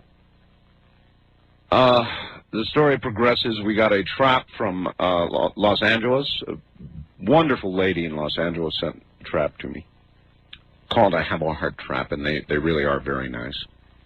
And finally, without going through all the details, poor little Ghost was trapped. And I was so happy. And I was going to give Ghost a home, and brought Ghost in, actually brought Ghost into the studio and let you all hear Ghost. It was a she, by the way. She was a ghost. And next day, took her to the vet, and we were going to get the full range of shots, and I do that for my pets. And it was really a heartbreaker. Ghost had feline leukemia. And a fairly advanced stage at that, plus some total inhuman human being apparently threw Ghost out of the car. She had a bad hip injury, and that was from being thrown out of a moving car. So some total jerk drove by here and threw this poor little cat out of a moving car. It was injured, ran under my house. And that's where it was all that time. And so a short, terribly sad life. And the good thing, the only good thing that's come out of all this in Ghost's memory now, is that after I was so heartbroken about all of that. You have no idea. You have no idea. And so that same day, when Ghost had to be put to sleep, I went down to the animal shelter, you know, our local animal shelter here. And I must have looked at 100 cats. That animal shelter is really full.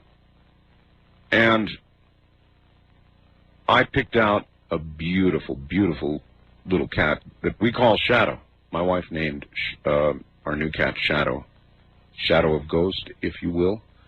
And I gave out the address to our local animal shelter and said, well, send a donation. You know, if you got a couple bucks to rub together, send a donation to our local animal shelter. And I said, don't mention my name, just do it.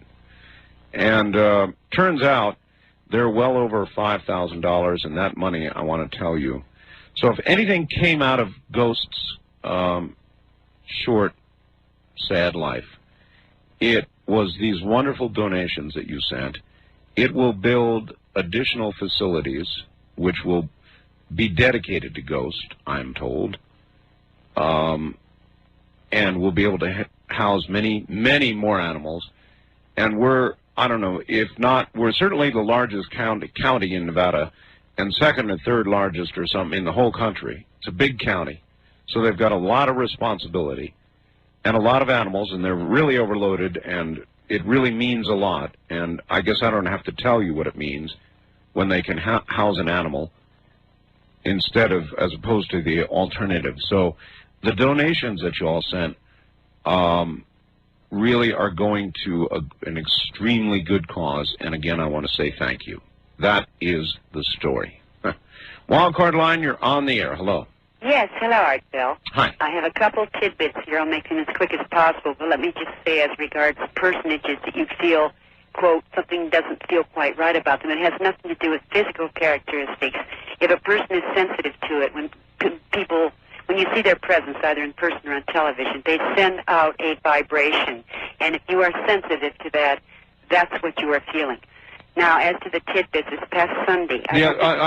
just before you continue, even though I was not much in agreement with Pat Buchanan this last weekend, I like him a whole lot more. Pat Buchanan comes across as a sincere person who believes in what he's saying and not afraid to say what he says. That I'm in disagreement with it, that aside, I'm comfortable with Pat Buchanan. That's the good. If you feel comfortable with people, that's part of the sign.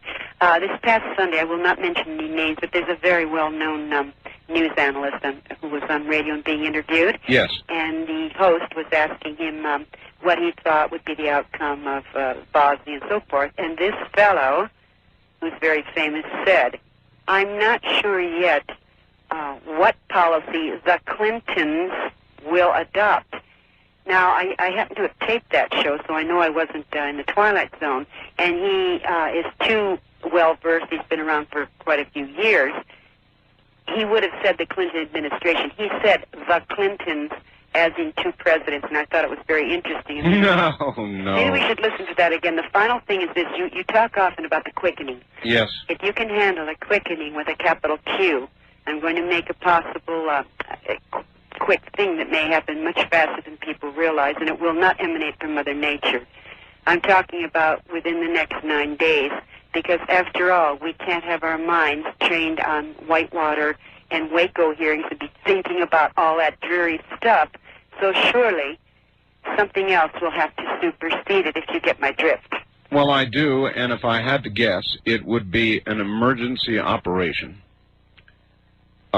First with jet aircraft over Bosnia, identifying and taking out anti-aircraft positions, followed by the Chinooks and Blackhawks and Apaches and a lot of European troops and a lot of military occurrences in Bosnia. Could that occur concurrent with the hearings? Yes, it could, if they pushed it. It seems a lot to get going, but certainly it could. Is it likely to occur? Yes. Is it a diversion? Well, yeah, you could view it that way.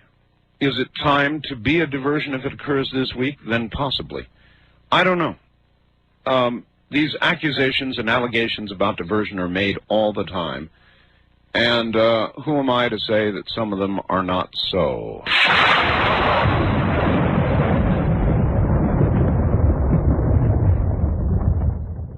Wildcard line, you're on the air. Hi. Hey, how are you doing tonight? Just fine. This is good old Nomad from Beaverton, Oregon. Nomad from Beaverton. How you doing? All right. By the way, I hate that phone company. I thought I should tell you that. Well, you should hate the phone company. You know, I got cut off. I got cut off twice. Mm-hmm. And I remember about a couple of weeks ago, you hit the button, you said, the wildcard line, and it cut me right off. I was really mad. Well, you know, I just don't know what to tell you about that. I've made my best shot with the phone company. They won't change it. My name's Bell. It doesn't matter. They don't care. So, what can I tell you, sir? Well, I have something for the listeners out there, or even for you. This is really confusing because I don't even know what it is. My 5-year-old brother, suffers from this really weird thing. He'll get up at night sometime. Yep. And it's kind of like sleepwalking. My sister sleepwalked. But the thing with him is he runs around screaming. Oh. But he doesn't know who we are, though. He'll look at us right in the face and he'd say, "Where's my mom?" My mom will be holding him and he'll be just looking right at right at her face and he'll be like, "Where's my mom? I want my mom." And it's really freaky. You familiar with the word possession? Uh-oh. I'm not saying that's it. I have no idea. Yeah, I have no idea either. Because, we did take him to a few doctors, and they said, we don't know. He might grow out of it, so... Yeah, right. That's what they say when they have no idea what it is. Yeah, that's exactly what they said. That he might grow out of it. Well, he might. Might, yeah. Or it might take over completely. Yeah. I don't want to see that day, actually. I do understand. Thank you very much. Boy, that's weird. My sister was a sleepwalker, and it is eerie. I mean, she would get up in the middle of the night and just wander off, or wander around the house like a ghost in the night. Maybe go into a closet and just stand there. And it's really weird, really freaky, and what he just described is also very weird. Time to get the priest. East of the Rockies, you're on the air. Hello. Turn down the radio. Hi, Art. We have a good question for your guest. Yes. Have you heard the theory that, at least one explanation for those photographs, that there is a disease? What is it called? What's the name of the disease? Patau syndrome. Have you heard that? P-A-T-A-U. Vaguely, which does what? Okay, I have a short article. I'll fax it to you, but this guy goes through point by point and explains how this syndrome can cause the exact genetic effects on a human that are depicted in those photographs. You mean 6 digits, for example, 6 digits on both hands and right? both 6 feet? digits. What I have heard, sir, is that 6 digits are indeed possible, but usually one hand at the most, or 1 foot, not on both hands and both feet, right? For starters. The eyes and the head, and I've got a report here from a pathologist who thinks the brain, and he got to see the brain in the clip, was distinctly non-human. The eyes and the ears seem disproportionate, the belly distended. There are so many things about this body, right, that it does. Have you seen the photograph? Yeah, we've got the photographs, and we have this short little article, and it goes through point by point. And yeah, you're right, but it does also explain that each one of those things, each one of those distortions of that body, can be explained at least through this extremely rare genetic disorder that can cause widened eyes that are twice the size of a normal human's eyes. It's fairly well documented, and if we don't have your fax number, we'd love to just fax it to you. Maybe you could look it over. I'll give you my fax number. 3 pages. Okay. We're interested in this too. We're just thinking that I'd like to hear the guest. I'm sure he's been confronted with some of this. Maybe he has a certain opinion about it. Maybe so. Okay. All right. Thank you. Thank you very much for the call. I would say the odds, along with the pathology report that I've got here, that the odds of this creature, in my opinion, being human are slim and none. I don't think it is a human. Now, maybe some of the rest of you that have seen the photographs would like to comment. I know that by now many hundreds of you have seen them. What's going on here is that about an hour ago, I talked to Ray Santilly in London, and I am going over the next half hour to try to get hold of Ray Santilly. I may be able to do it in the break coming up. Who knows? Maybe not. At any rate, we're going to try to get hold of him and talk to him about this incredible film. I mean, it is nothing short of incredible, and the stills from it are as well. So that's what we'll do, and I believe in going straight to the horse's mouth, and in this case, the horse is Ray Santilly. So we'll try to pick up a phone line here if I can get one, and direct dial London and get Ray on the phone.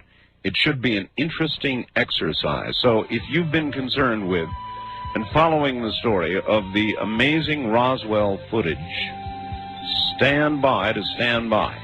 No guarantees, but we'll give it a shot. Maybe, from London, Ray Santilly, coming up next. You're listening to Art Bell, Somewhere in Time on Premier Radio Networks. Tonight, an encore presentation of Coast to Coast AM from July 17th, 1995.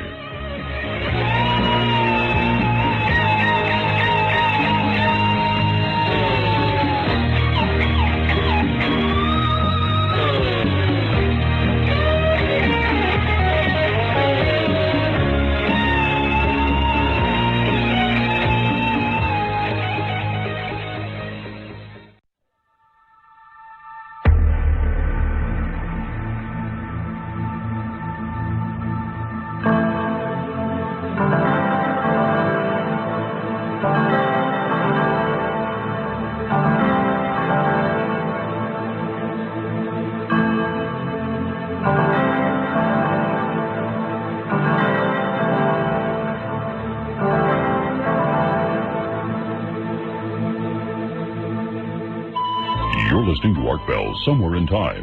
Tonight featuring a replay of Coast to Coast AM from July 17th, 1995. We're now going to London, England. And, yes, we've got him. I do believe we've got him. His name is Ray Santilly. He's the man who has come into possession of the incredible Roswell footage. We believe it's a Roswell. Ray, are you there? Yes, I am. Hello. Hi, Ray. First of all, on such short notice, thank you so much for coming on the air. It's a pleasure. Ray, America right now is absolutely adrift in myth and rumor, and it's going crazy over here about what you've got. We've heard every rumor in the world that it's going to be aired by Channel 4 in London, that you are dealing with a Fox network. What's going on?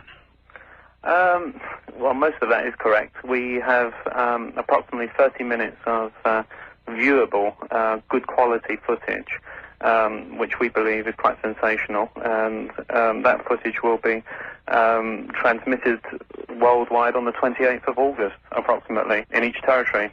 Okay, it's my understanding that you have promised the camera person, the person who took this film, anonymity. Is that correct?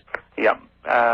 It was a situation where we could only acquire the film by agreeing to certain terms and conditions. And, you know, as much as, you know, I understand the frustration of many people that have a love for the subject, you know, obviously they want to know who the cameraman is, and they want to know, you know, exactly his details and so forth. It's very difficult when, you know, the agreement we reached with him was to really respect and guarantee his privacy. All right, well, we did. We heard that he was about, or in his 80s. Yes, he is.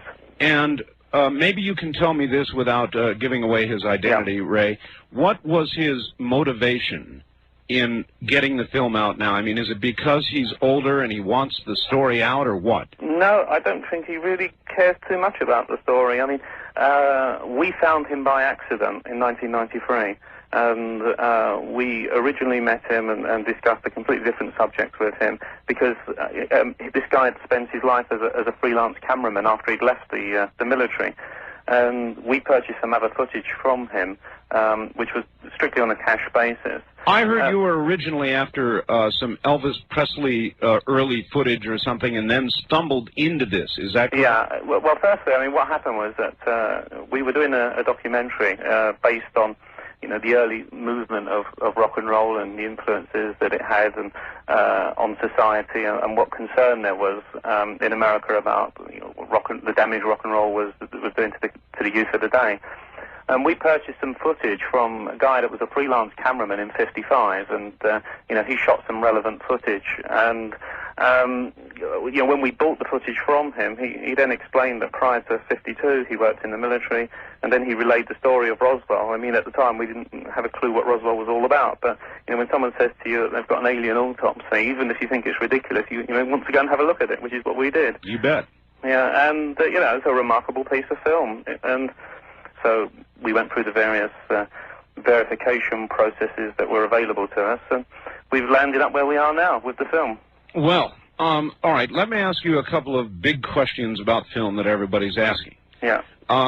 First of all, it was, somehow the pictures got out onto the internet worldwide, a few of the still photographs, and people said, aha, look at that curly phone cord. Well, they didn't have a curly phone cord in 1945, but that's not true, is it? They did. Yeah, when the stills were first released, there was a great deal of fuss about the telephone that was in the picture, and then I think someone traced the call down to 1939.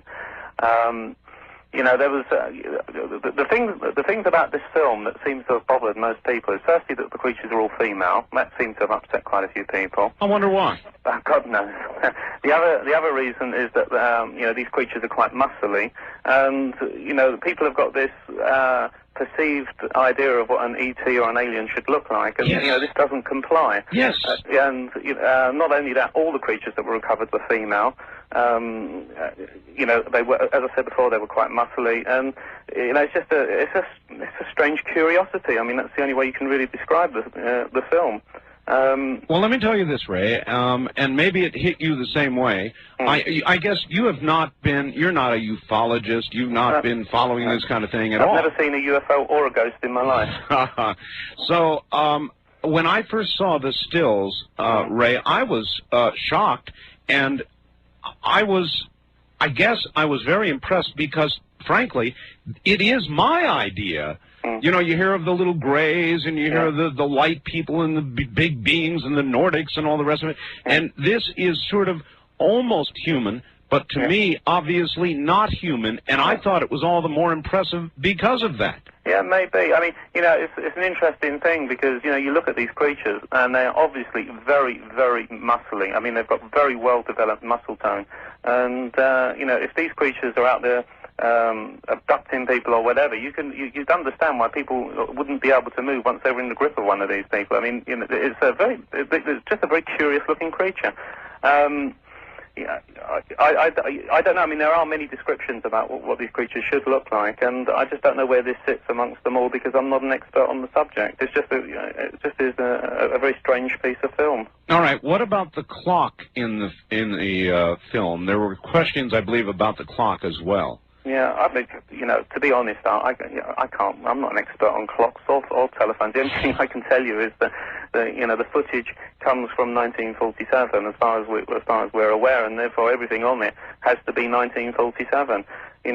People say to me, well, do we think the film is a hoax? And the only thing I can say is that when we first got this footage and first acquired it here in January of this year, we could have sold it 100 times over, taken some money and walked away in January, and with no further commitment at all. The only reason that we still have the film and that we're working with the film is just a show of our confidence in the fact that it's genuine.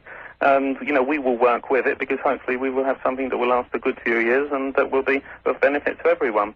Well, I would listen, Ray. I also want to say to you that I don't blame you a bit. If I had film like that, you're not a ufologist. Your life is not devoted to trying to prove or disprove this one way or the other. And I don't blame you. I mean, if you can make some dollars from this, you paid dollars for it. There's nothing wrong with that. No, there are a couple of things. Firstly, there are elements of the UFO community that are very upset that we have the film because we're a commercial organisation. Well, we haven't spent years in the library or going through various books and researching the subject, and so I can understand that that us having the film is probably not the ideal situation for them. But if we hadn't have been a commercial company, we wouldn't have found it in the first place. That's right. We only stumbled across this guy because of the commercial field that we're in. I've got a report here from Dr. Milroy. Yes, he's the Home Office pathologist that works here in the UK. He's a senior sort of forensic pathologist. He's involved in conducting autopsies and so forth for the police, and for various high profile type of cases.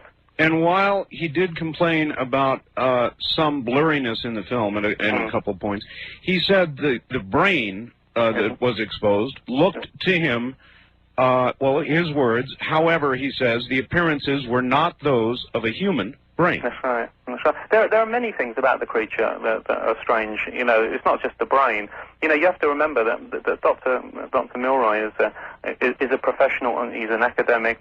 You know, you can't expect these people to go as far as saying, you know, this is an alien creature, because, you know, their reputation is at stake. They go as far as they can. That report, although he doesn't say this creature is an ET or an alien, you know, he's gone as far as he professionally can. Yes. And it doesn't help, you know, because what's been happening in each instance, every time we bring in these professionals to look at it, and they'll give their best opinion, they're generally driven mad by some of the UFO community afterwards, and they find themselves having to step backwards from, you know, what the position they would probably like to take. But, you know, I understand that, you know, it's a heated subject. It is highly controversial, but, you know, Kodak have come back to us and they've said that, as far as they're concerned, the film is manufactured in 1927, 47, or 67. Unfortunately, they repeated the code cycles every 20 years, but, you know, that's as close as they can get. And, you know, we're doing a chemical analysis on one frame to pinpoint the year, but...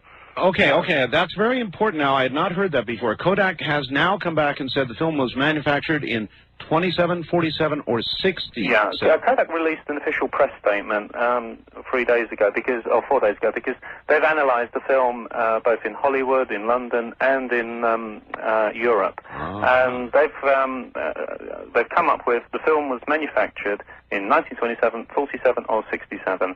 Unfortunately, they used the same code sequence every 20 years, which meant that even they were unable, using, you know, the regular technology to hand, to date the film exactly.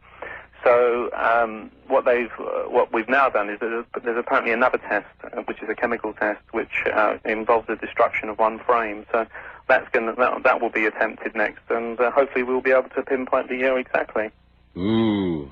Well, you're taking all the right steps then, that's for sure. We've tried our best to keep it out of the tabloids. We've tried to keep a lid on the story as much as possible, and, you know, we are in control of every frame, every slide, every piece of footage that's out there. So hopefully over the next few weeks we can get where we want to be with the film, you know, before we release it to the public. Well, in a way, I guess the stills that got out were unauthorized by They were unauthorized. They were stolen and scanned off the TV in France, in most instances, and then they wing their way around the world on our wonderful internet service. Internet, yes, of course. And so the lucky people with computers get a look. But I guess all told, Ray, it's not that bad, because they're a wonderful tease for what's really coming. Yeah. And again, I would like, if I could, I've got a little newsletter that we publish for the network, and I'd like permission from you to publish those stills only. Would that be all right? I just need to know what those stills are. So, because there are only 5 official stills that have been released. Those are the ones? Yeah, well, I'm sure it's okay. Oh, thank you. Yeah. And I where will they be published? Oh, in our, I have a little Art Bell After Dark newsletter, and okay, strictly for that, that's fine. Strictly for that, but not for the Nationals or any publication. Correct. Yeah, that's fine. I appreciate that. How about taking a couple of calls? Yeah, okay. All right, let's do it. Wildcard line, you're on the air with Ray Santilly in London. Hello. Excuse me? You're on the air with Ray Santilly in London, sir. Where are you calling from? Hello. Hello. Let me turn my radio down. Turn it off, sir. Yes, sir. Okay, you're on the air with Ray Santilly in London. Hello, Art Bell. Yes. Hello, Ray. Listen, has anybody asked you about Mr. Stanton Friedman, who's a very dogged investigator on this case, but doesn't seem to have any knowledge of these films? All right, it is a good question. Where are you, please? I'm in Texas. Texas. All right. Yeah. Ray, what about that? Stanton Friedman, the physicist, has been looking into this for a long time. Have you had any contact with him at all? Yeah, we have had contact with Stanton. Stanton first approached us when news of the footage became public, and we have a situation where we have purposely, if you like, kept the footage away from the UFO community. because of the problems that we've experienced in terms of tapes being copied and the internal arguments that go on in the UFO community. Yes. And you find one division of the UFO community are always fighting with another division. I know. And we thought that as far as our process is concerned, it would be better to bring in independent verification, people that are not interested in UFOs, people that are not interested in or have any sort of biased opinion on the subject of UFOs. So what we did for the purpose of verification, we have really gone to, as I said, outside independent sources, and that includes doctors, film experts, and so forth. So there's a great many people in the UFO community that have not seen the footage. However, we did have one screening in London on the 5th of May at the Museum of London for any UFO interested party that would like to come down. What amazed me, Ray, when I got the first reports, I talked to some people who went to that screening, and they were very much in doubt, and they were talking about the curly phone cord and all the rest of it. And then I got to see the stills, and I felt exactly the opposite. I thought, damn, this is the best stuff I've ever seen. Yeah, I mean, obviously people should be skeptical when they first see the film because, it is quite an incredible piece of film. And it just needs further investigation. It would be foolish for anyone to look at that footage and say, really, this is the real thing, this is definitely an ET. It's such an incredible subject that it just needs to be thrown into the public domain, and then people need to investigate it and decide for themselves. All right. Fortunately, I have the advantage of dealing with the guy that shot it. So, the information I have is first-hand. However, the information most other people get is second-hand. East of the Rockies, you're on the air with Ray Santilly in London. Hi. Morning, Mr. Bell. It's Mark from Oklahoma City. Oklahoma City, yes, sir. The question I would have is, in one of the still frames, it appears that one of the examiners is wearing latex gloves. Were latex gloves around in that time period? You've got more information than any of us have got. I mean, I don't think that anybody here has pinpointed the fabric of either the costumes or uniforms that are being worn, or of any of the other materials that are there.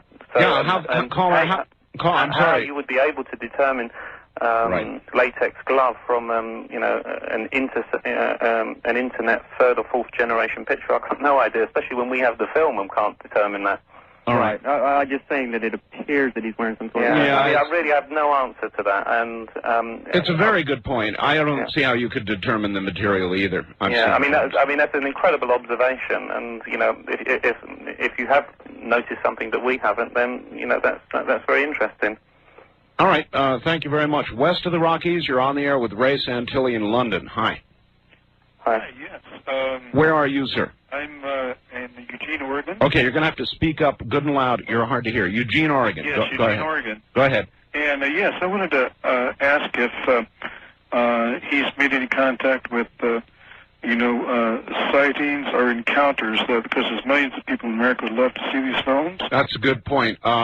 What about those kinds of programs, Ray? I'm actually unaware of sightings as such. However, I think it's the producer of the Encounters program that's making the special for Fox. All right, and that again will air August 8th, is that correct? 28th. 28th, I'm sorry. Yeah. All right, stay there, Ray. We'll be right back to you.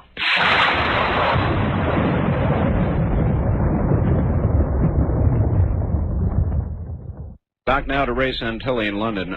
Ray, hi. Do you feel in a strange position that here you are, somebody who's never had anything to do with UFOs or ufology, and yet you may turn out to be the man who came up with the smoking gun? I don't know. It's an interesting scenario, but it's very hard because, as mentioned earlier, I have no particular love for the subject of UFOs or the paranormal.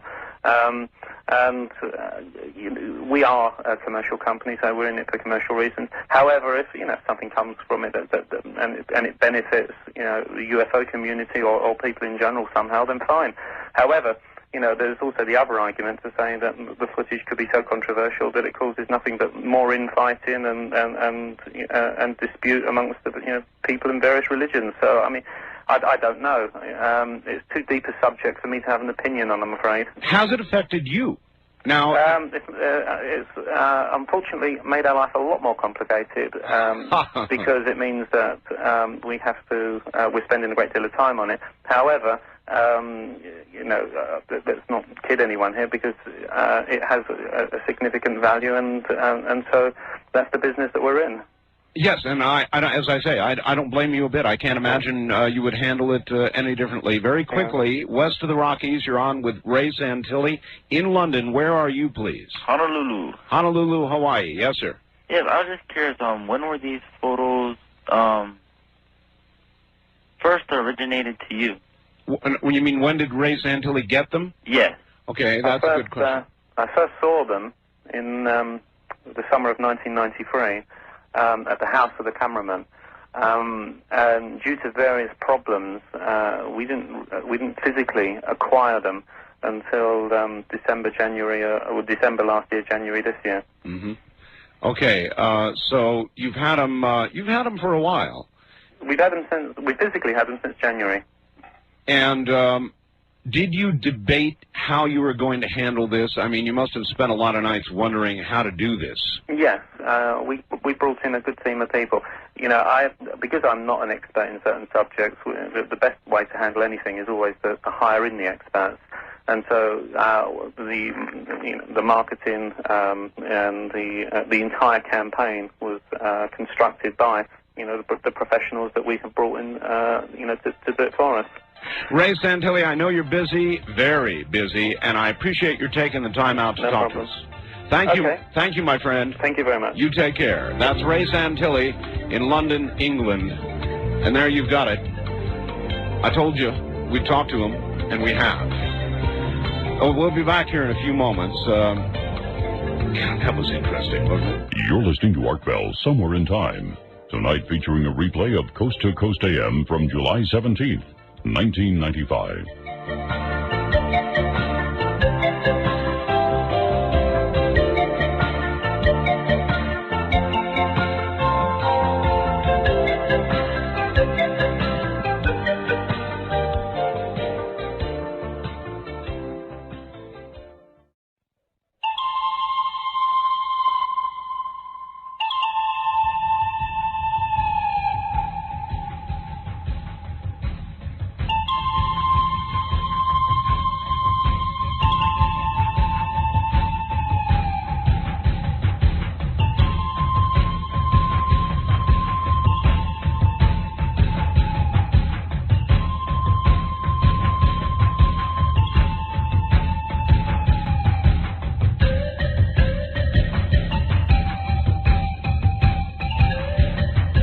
Premier Radio Networks presents Art Bell Somewhere in Time. Tonight's program originally aired July 17th, 1995. That was Ray Santilly in London. God, we had a great connection. And so there you are. Get ready. We're going to publish those photographs in our next newsletter. I'll probably be sending them to the publisher later today. Wow. So, if you don't have our newsletter yet, this would be a real good time. If you've already seen the photographs, I would very much like to hear from you and hear your opinion on them. And again, I find Ray Santilly's reaction to what he's got to be totally normal, probably irritating the UFO community, who, for the most part, are dedicated to their cause, and they're purists. And I'm sure they think Ray should be giving this film out to prove what the UFO community has wanted to prove for so long with regard to Roswell. And I understand their reaction, but I also understand his. Wildcard line, you're on the air. Hi, Art. It's a good show on the guy from England, but I want to talk about Bosnia for a minute, if I may. Yes, you may. Go right ahead. You know, I think that this is no accident what is happening, and I'll tell you why. My conversation with people in Europe is privately they don't want a Muslim state in Europe. And I think it's not going to be the Serbs that finish off the Muslim, it's going to be the winner coming up. And I think that well, that's a good it's point. being done by design. I think it's wrong as hell. And well, you can say that of all war. And I think the United Nations, they can say, well, it was the United Nations. They can't blame it on any one country. And then when they start starving to death this winter, they can say, oh, gee, isn't that a shame? But I think it's done on purpose, and Warren Christopher's doing exactly what he's told to do. Well, I agree with that. Yes, sir. Thank you. I agree with that. Of course he is. Warren Christopher is echoing exactly what the White House wants him to echo. He's very good at that. And right now, the White House doesn't want anything radical to occur. They don't want 25,000 troops to have to go in and rescue the UN. They sure as hell don't want 500,000 troops to have to fight the Serbs. All of that would be very bad. So what can they do? Well, they can maintain the status quo, and that's exactly what they're going to do, by putting in additional troops, trying to protect Sarajevo and any other, quote, safe area, end quote, that remains. In other words, drag it out. Wildcard line, you're on the air. Hi, Art. This is Sue. Hi, Sue. I just missed the interview, the tail end. Is there any chance you're going to replay it? There is a chance, and I think what I may do is replay the interview tomorrow in the first 3 hours of the program. It was a 3-hour interview? No. Oh, somewhere in there. I said I may replay the interview somewhere in the first 3 hours of the program tomorrow night.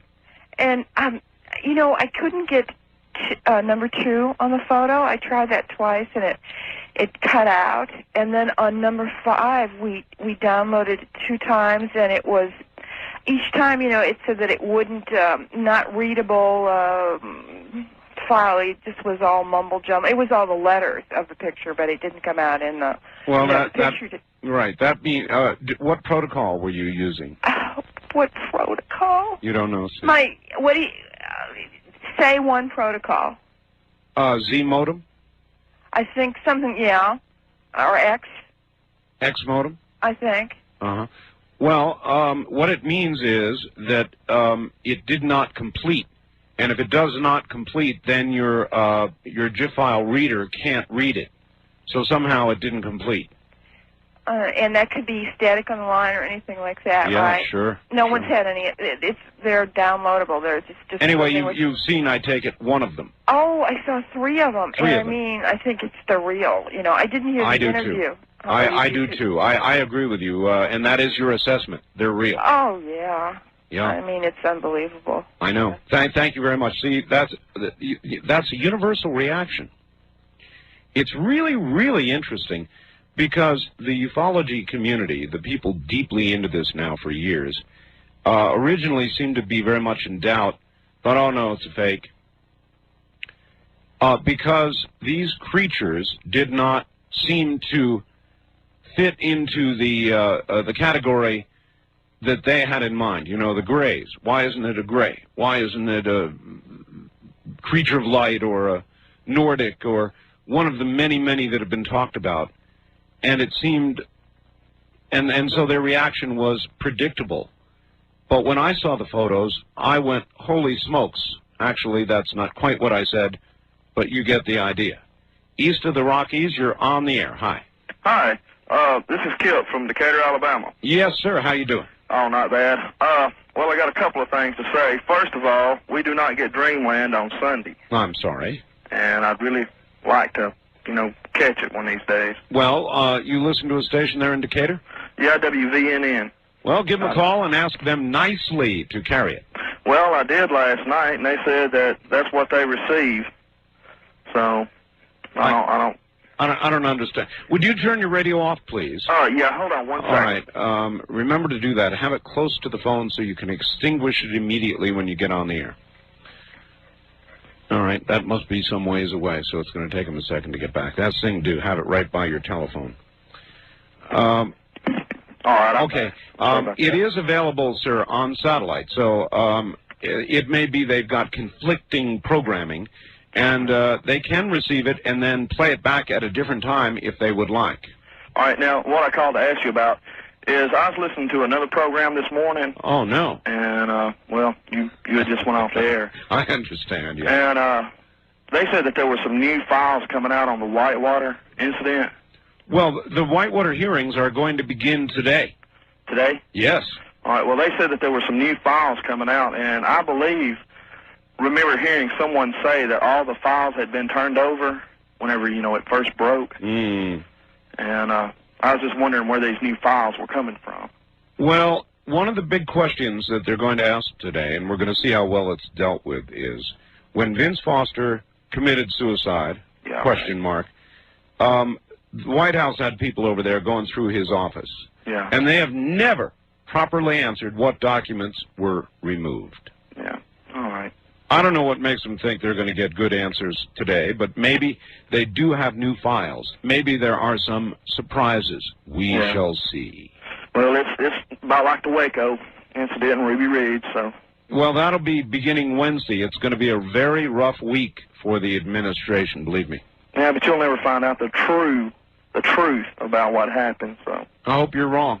Oh, I hope I am too. I definitely do, because, if I'm not, that means this country's headed in a sad direction. Thank you, sir.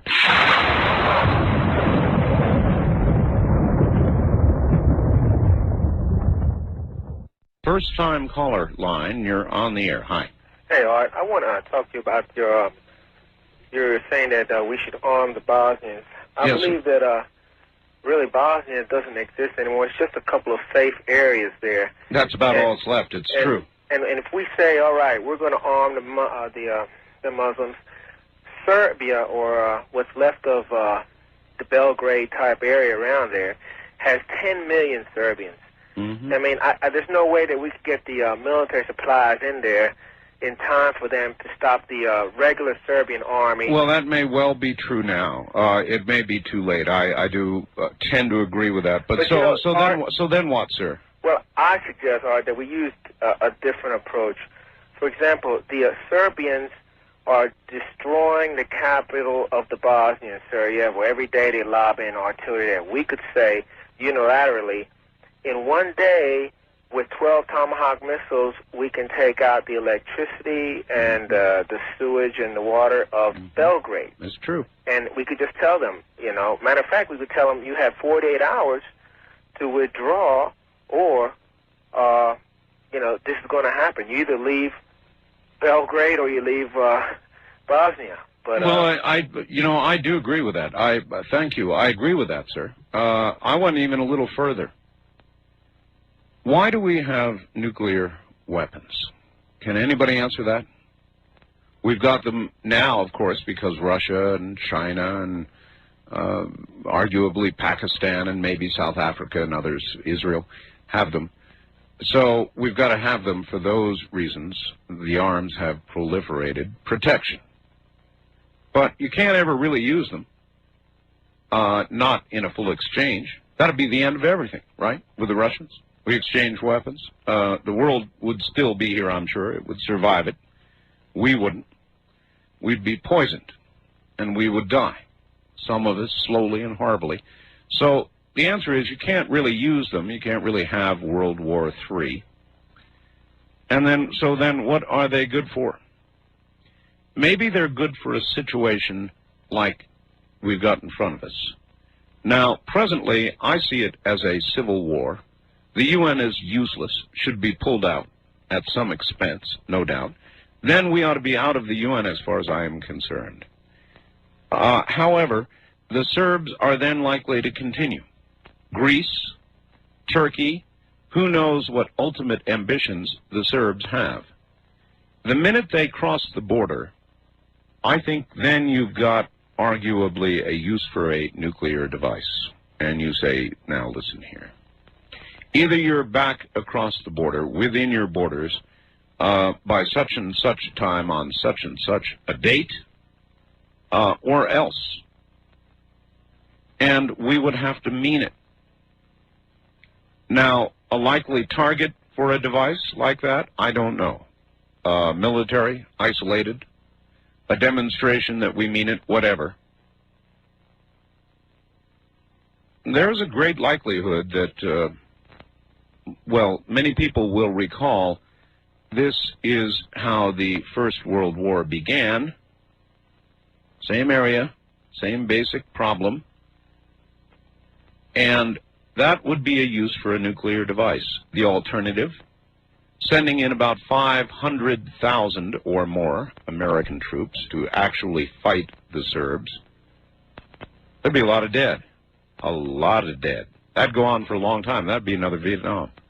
Before I would do that as president, I would authorize such a threat, and yes, I would mean it. East of the Rockies, you're on the air. Good morning. Good morning, Art. Yes, sir. Where are you? WMI, out of Owensboro, Kentucky. Yes, sir. I'm unable to hear your program because they have another program on right now, but I have a real short question. The C-SPAN, they're going to delay it. Do you know of any way of how I could get in contact with them people? Or have you heard anything about that? Well, I would urge everybody to call C-SPAN and urge that these hearings not be delayed but broadcast live. And I cannot imagine why they're deciding to delay them. Right. Well, that was my concern about it. Earlier on another radio talk show, they had said something about a number 2 C-SPAN to call to voice my opinion about the Waco hearings being delayed. C-SPAN 2 would be the U.S. Senate. Okay. And so, yes, call them. All righty. Well, thank you very much, Art, and I enjoy your program. Take care, sir. By all means. Why do you suppose they want to delay the hearings? Is it so... Well, it's an obvious answer, isn't it? So they could do something with the content. You would hate to think something like that would happen. But why would C-SPAN, which exists to allow the American public to see what's going on in Congress, not broadcast live one of the items of great interest to the American public? Good question. First-time caller line, you're on the air. Yeah, Art, this is Steve, KPNW Country. Yes. I had a couple questions. The first one I wanted to clear up. Didn't you interview somebody, a producer of the Roswell movie? I did, yes. Didn't he say that these films or something were from that movie? No, sir. That was an earlier photograph. Oh, those are earlier stuff. Oh, yes, that's right. And I traced that one down very carefully and yes, had the producer of Roswell, the movie, on the program. That is not what these photographs are. Yeah, as I downloaded the second one, and it was kind of, was the one with the leg kind of torn up? Yep. Kind of eerie. It reminded me, though, of mannequins I usually used in a CPR course I took. Well, I'll tell you, most dead bodies, human or otherwise, look like mannequins. Yeah, they're kind of bloated. Yeah. Because of the computer situation I have, do you know the internet address where I can get the rest of them? I'm sorry, I don't. Oh, okay. I know you can probably go onto the web and do a search for Roswell and go right to it. Oh, that's okay. Okay. The Vince Foster thing. Yes. Did you hear about the Secret Service has some papers saying they found him in a car with a gun? No, I had not heard that. Not aware of that? No, sir. Apparently the nanny, this is one I heard a long time ago, the nanny was first discovered Vince Foster in the car in the White House parking lot. And she proceeded to phone Arkansas. Okay, I know nothing of that. Obviously, that... Yeah, the Michael Reagan show, but anyway, he was saying today, what he's saying now is that they do have a document that says the Secret Service had seen, they found him in the car with the gun, and that the people that are being interviewed, the witnesses right now that are going up there, are Secret Service agents. Well, it's going to blow everything sky high if that's true. It's kind of scary, yeah. All right. So anyway, take care. Take care. Thank you. Now, I hesitate to believe that only because that would mean the Secret Service lied or kept that information from all of the other inquiries that have gone before, and I find that a little difficult to believe, so... Interesting. First-time caller line, you're on the air. Hi. Hi, this is Danny calling from Bakersfield. Yes, sir. KMZR. And I wanted to comment on the Roswell photos on the internet. Yes, sir. That I've seen. I didn't find them all that compelling. I think it's too tough to judge just by the pictures alone on whether they're a hoax or whether they're authentic. I think what will decide for me one way or the other is when I see the actual film and what all the film has in it, whether it has the entire autopsy on it, and also I'm not sure if I read it correctly on the net, but is there footage of the actual wreckage? No. Oh, there's not? Not that I'm aware of, no. Oh, I was under the impression that... no, this was just the autopsy. Oh, just the autopsy. Mm-hmm. Oh, okay. Well, I would have to see that, but I think that just based on just the pictures I've seen on the internet, I mean, they may be authentic, they may be a hoax, but even if they are authentic, they're not compelling enough to change any skeptic's opinions on the subject. Well, that may be so. It may be so, sir. I think these are the best I've ever seen. Well, you know, the one that I really liked, and I felt like such an idiot for falling for it, but the devilfish. when I first saw that, I was like, wow, this is great. Yeah. And then I think I read on the internet on one of the Art Bell pages somebody who left a message saying, hey, hate to burst your bubble, this is actually a devilfish. I got one just like it. I was like, oh, I can't believe I fell for that. Well, there you are. I think that's what convinced me on these, and I'm pretty convinced. It's that this met my personal expectation of what an alien really might look like, more so than the little grays or all the traditional explanations of what aliens look like. I think that's why I'm interested. Well, I felt it was kind of, I don't know, anticlimactic. I guess I was hoping for something more. Alien? More alien? Yeah, I mean, I just thought that the body itself looks. I mean, it's just like pardon, but no genitalia, no nipples or anything like that. I mean, and I mean, they're aliens. Well, who knows? I know, but all right, sir, thank you. But see, first of all, it's a female, so that was not obvious in the photograph. Second of all, I would think you would find that compelling the other way around. Shouldn't there be nipples? Should the eyes be that large? They're nearly double size. No. The ears that small. No. 6 digits on each hand and each foot. I mean, give me a break. I found that my assessment of these photographs is that, well, I guess that's what makes the world go round. It hits everybody a little differently. People in the UFO community, ufologists, had a certain expectation of what it should be. I think for those people, they've had a very hard time accepting this film and these stills. I have not. And I don't know that I'm any more objective. Maybe I am a little more objective because I've always held myself a little bit out. I'm not a total believer. I'm not a guy who says they are here, they're absolutely here, I know they are. I don't know that.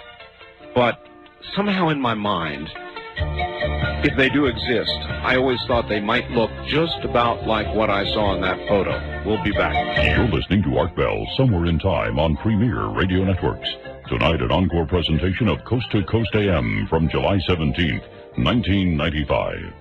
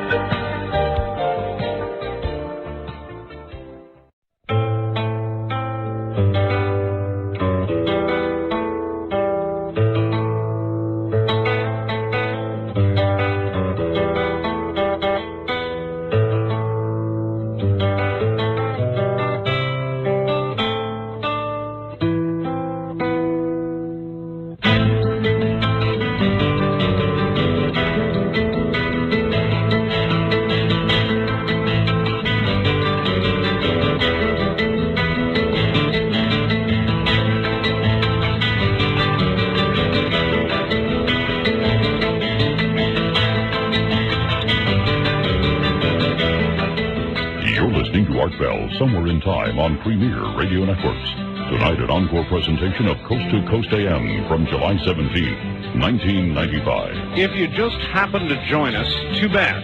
You missed a interview with Ray Santilly, who's got the Roswell, the alleged Roswell film. An absolutely amazing film based on these stills that I have, and I weaseled permission, weaseled is the right word, to publish them in our newsletter, and by gosh, he gave permission. So, expect those 5 photographs to publish in our next newsletter. I'll be zinging them up to the publisher later today.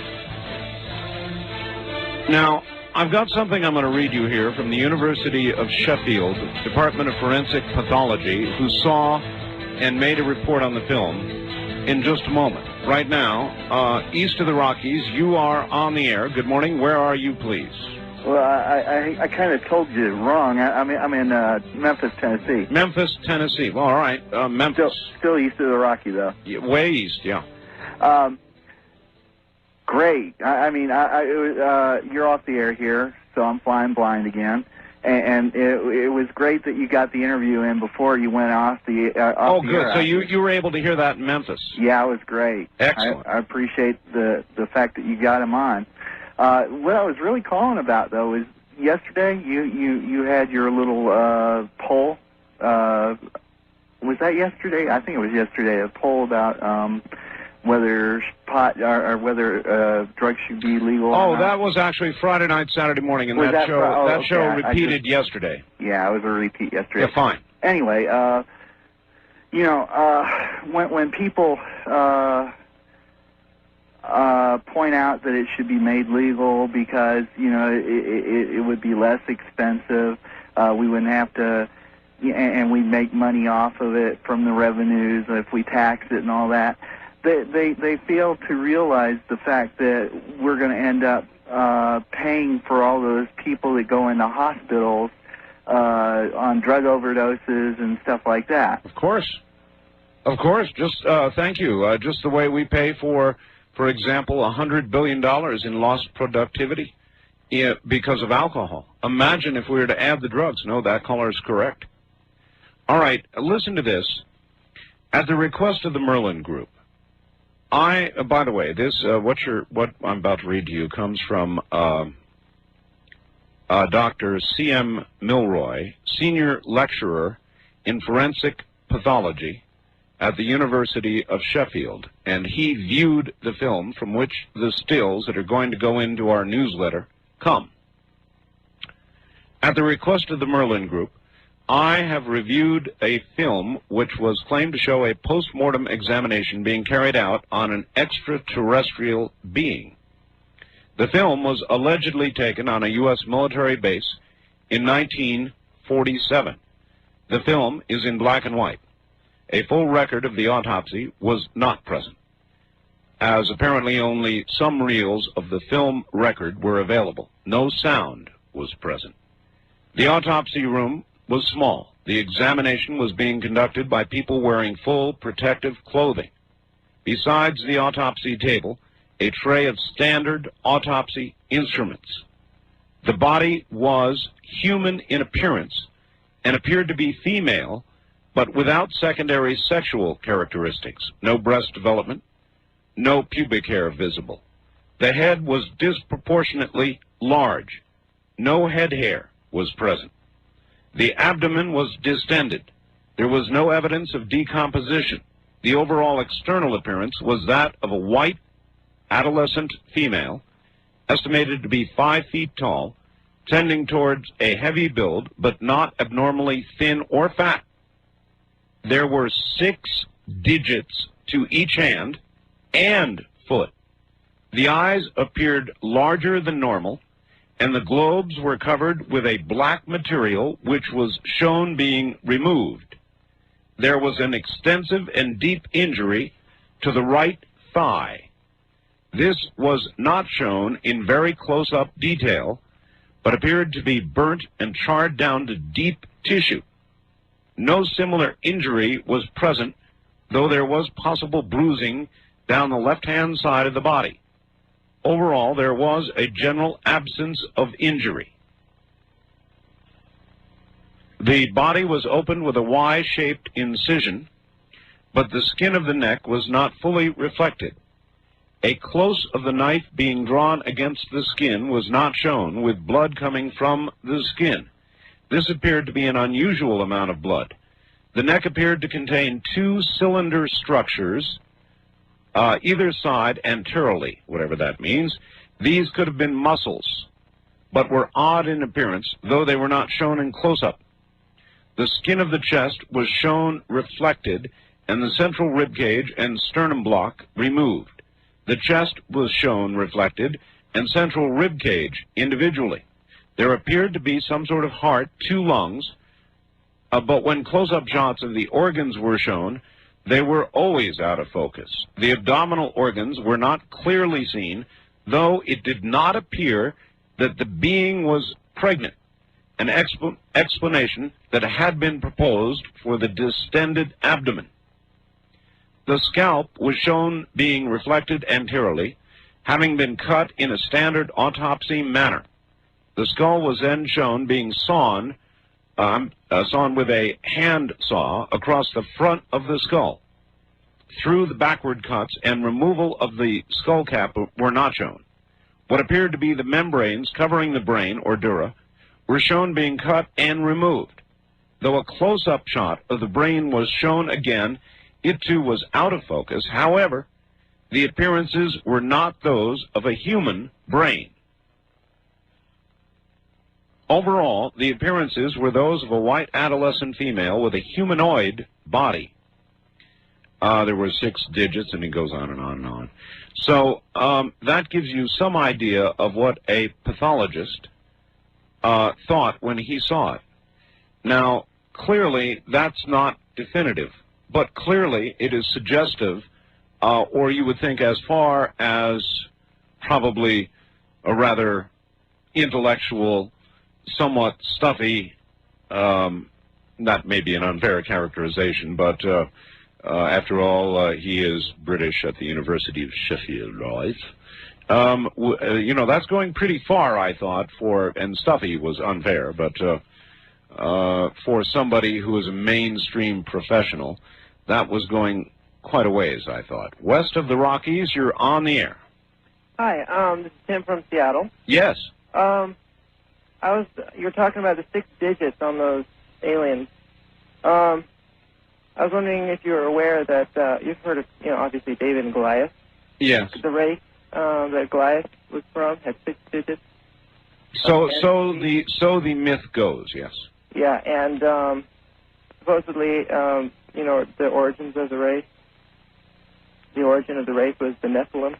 Yes. Yeah, so I thought that was interesting that the 6 digits was what caught my attention mostly. I see. All right. Well, thank you. View the photographs is what I would tell you. And again, toward that end, I weaseled my way into being able to publish them. Obviously, he's not going to give permission to others. So I weaseled well, didn't I?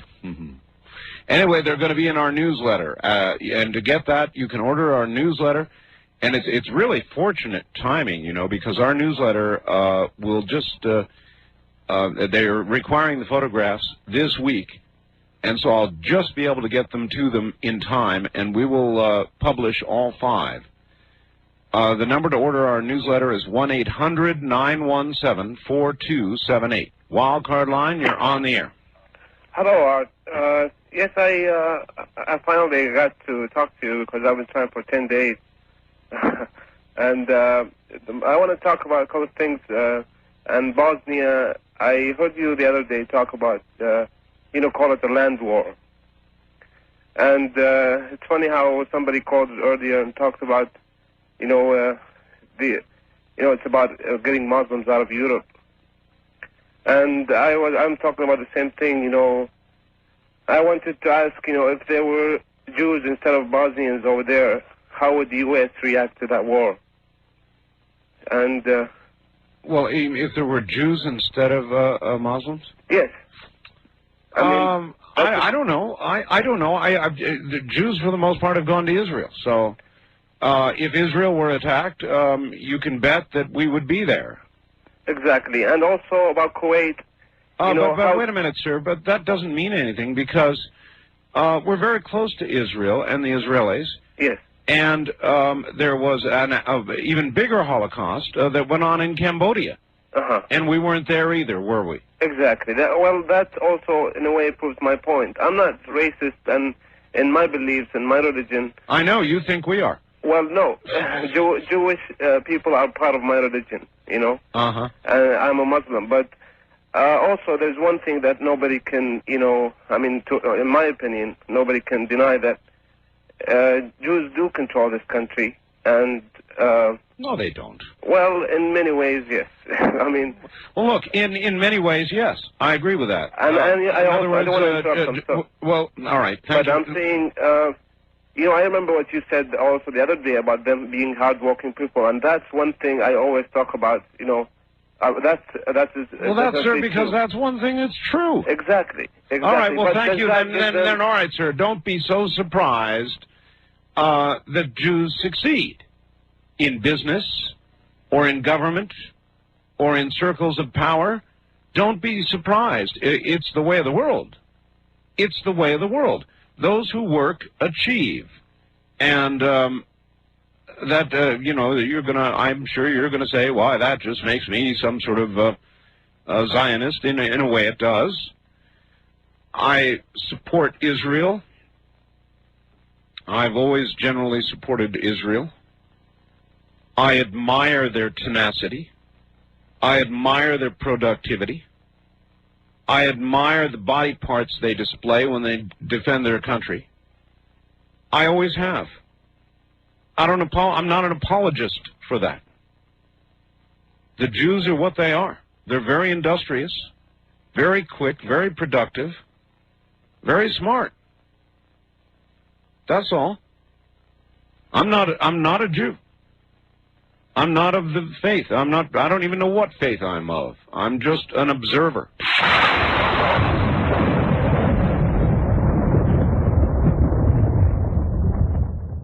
Here's an interesting story. The Federal Aviation Administration says the main radar system that tracks planes flying through 6 states in the Midwest failed for more than an hour on Monday night. An FAA spokesman said the failure forced air traffic controllers to use an older system. Says, though, safety was not compromised.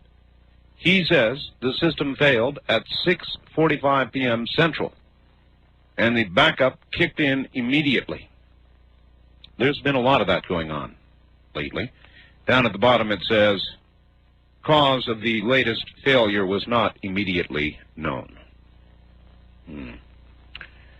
The heat, maybe? West of the Rockies, you're on the air. Hang on, I'm going to turn off the radio for a second. Oh, yes, that's good. Do that. Always right away. See, you're not supposed to have it across the room there. Goodness sakes, I got to answer the phone as soon as I dial it. Yeah, where are you calling from, sir? From Orteen, Washington. This is All right. Dave. Hi, Dave. How you doing today? Fine. I watched that inspector and Mr. What is his name right offhand? Anyway, I watched him today, Sunday, with and they debated back and forth a little bit. Who are you talking about? That on Meet the Press. Oh, you mean Arlen Specter? Yeah. Okay. Arlen Specter. Yeah. Yes, with Pat Buchanan. There we go. That's it. My mind went blank. And the more I listened to those two talk, the more I thought they're both Republicans, right? Republicans. Well, so-called, yes. They're really at opposite ends of what anybody could call Republican. Pat Buchanan at one end, I would say Arlen Specter along with Pete Wilson at the other end. You know, I think that those two are Democrats. The way they talk like Democrats, they rebuttal as Democrats. I don't know why they even got an R in front of their logo when they talk on the TV like that. That was really amazing. Yeah, Specter did come off sounding like a Democrat. Yeah, it was really amazing. Also, it's when you talk to that young man again about those photographs, could you ask him if any government folks start asking questions about those pictures? Like, wow. You know what I mean? I'll tell you. I'll describe to you what is an interesting controversy, sir. And I haven't figured this one out myself. If the footage that Ray Santilly has actually is the footage of the 1947 Roswell autopsy after the crash, that would mean that it's U.S. government footage. And I'm not sure such a thing could be copyrighted. But as long as it hangs in the air without anybody being sure of the origin, then I guess it can. It's really an odd story right now, and I can't tell you that I know the answer to it. I can't tell you that these photographs are real. I can just give you my feeling. My feeling is they are. It may turn out to be a hoax, because I've been hoaxed before. On the other hand, I have a lot of things in my possession that are totally, utterly unexplainable. And right now, the Roswell photos are one of those things. So will I publish it in the newsletter? Oh, you bet I will. East of the Rockies, you're on the air. Hi. Yeah, this is Andrew listening on KRAM. In St. Louis. Hi, Andrew. Yes. Yes. Whatever happened to the KFOR story about the Iraqis? The latest on KFOR is that they have run a film, or a story purportedly connecting John Doe number 2 to some sort of Philippine terrorist group, and I'm trying to get details on it, so hang in there. Okay. And also one more point on the, are we going to get more pictures? You said we're going to have pictures from the Roswell, so that's good. That's going to be in the next issue? Yes, sir. Next issue of the newsletter. Great. All right? Thanks a lot. Thank you. I will modem those up to the publisher hours from now. They are remarkable. Absolutely remarkable. West of the Rockies, you're on the air. How are you, Art? Okay. This is Mitch in Ventura, California. How you doing? Listening to Kogo? Yes, sir. Yeah, regarding Chuck Schumer and his concerns over the Waco hearings discrediting the United States government. And therefore the anti-gun movement. Well, if discrediting the United States government is what these hearings are about, they're going to be over in quite short order, I would expect. Oh, ye of little faith. Well, I hope the truth comes out. And what my comment was, what do you conclude from Schumer's fear? Oh, I felt exactly the way you expressed the situation, that this was a preemptive strike. I thought that the same thing when I heard Robert Rubin's comments. Yeah. That they knew what was coming, and therefore they were staging a preemptive strike, trying to divert attention away from the true subject matter, which was to get to the bottom of it and get the truth. Exactly right. So I can only assume from their fear that there's going to be a bombshell that's going to make their gun control efforts after and following it look wrong. I believe you've correctly analyzed the situation, Art. Well, we'll see. And soon. You know, the hearings begin tomorrow. Yeah, and I'm also upset that they're not going to be televising those live. I think as regards the question from your earlier caller about calling C-SPAN, yes, that this is not going to do any good because the House and the Senate both are the ultimate arbiters of the coverage. Well, the leadership. I know, but, you know, they're elected, right? That's right. And if they get a whole lot of phone calls, that could do it. Well, that was my point. All right, thank you very much for the call. And take care. We're about out of time here. East of the Rockies, only got a second. Hello? Hello there? No, First-time caller line. We're almost out of time. Hi. Hello there? Oh, am I? I wasn't pushing the right button. I'm sorry. Wild card line, you're on the air. Hi. Good morning, Art. Good morning. We're almost out of time. This is Scott calling from Salt Lake City, Utah. Hi, Scott. About a week ago, a lady called about coming up here to visit a Zion's and that. Yep. Probably about the third week in September would be real nice. All right, great advice. And the final advice for the night, because we are out of time. Good night, everybody. Boy, what an interesting evening it has been. We'll gather tomorrow at about the same time, same station. Till then, from America's high desert, good night.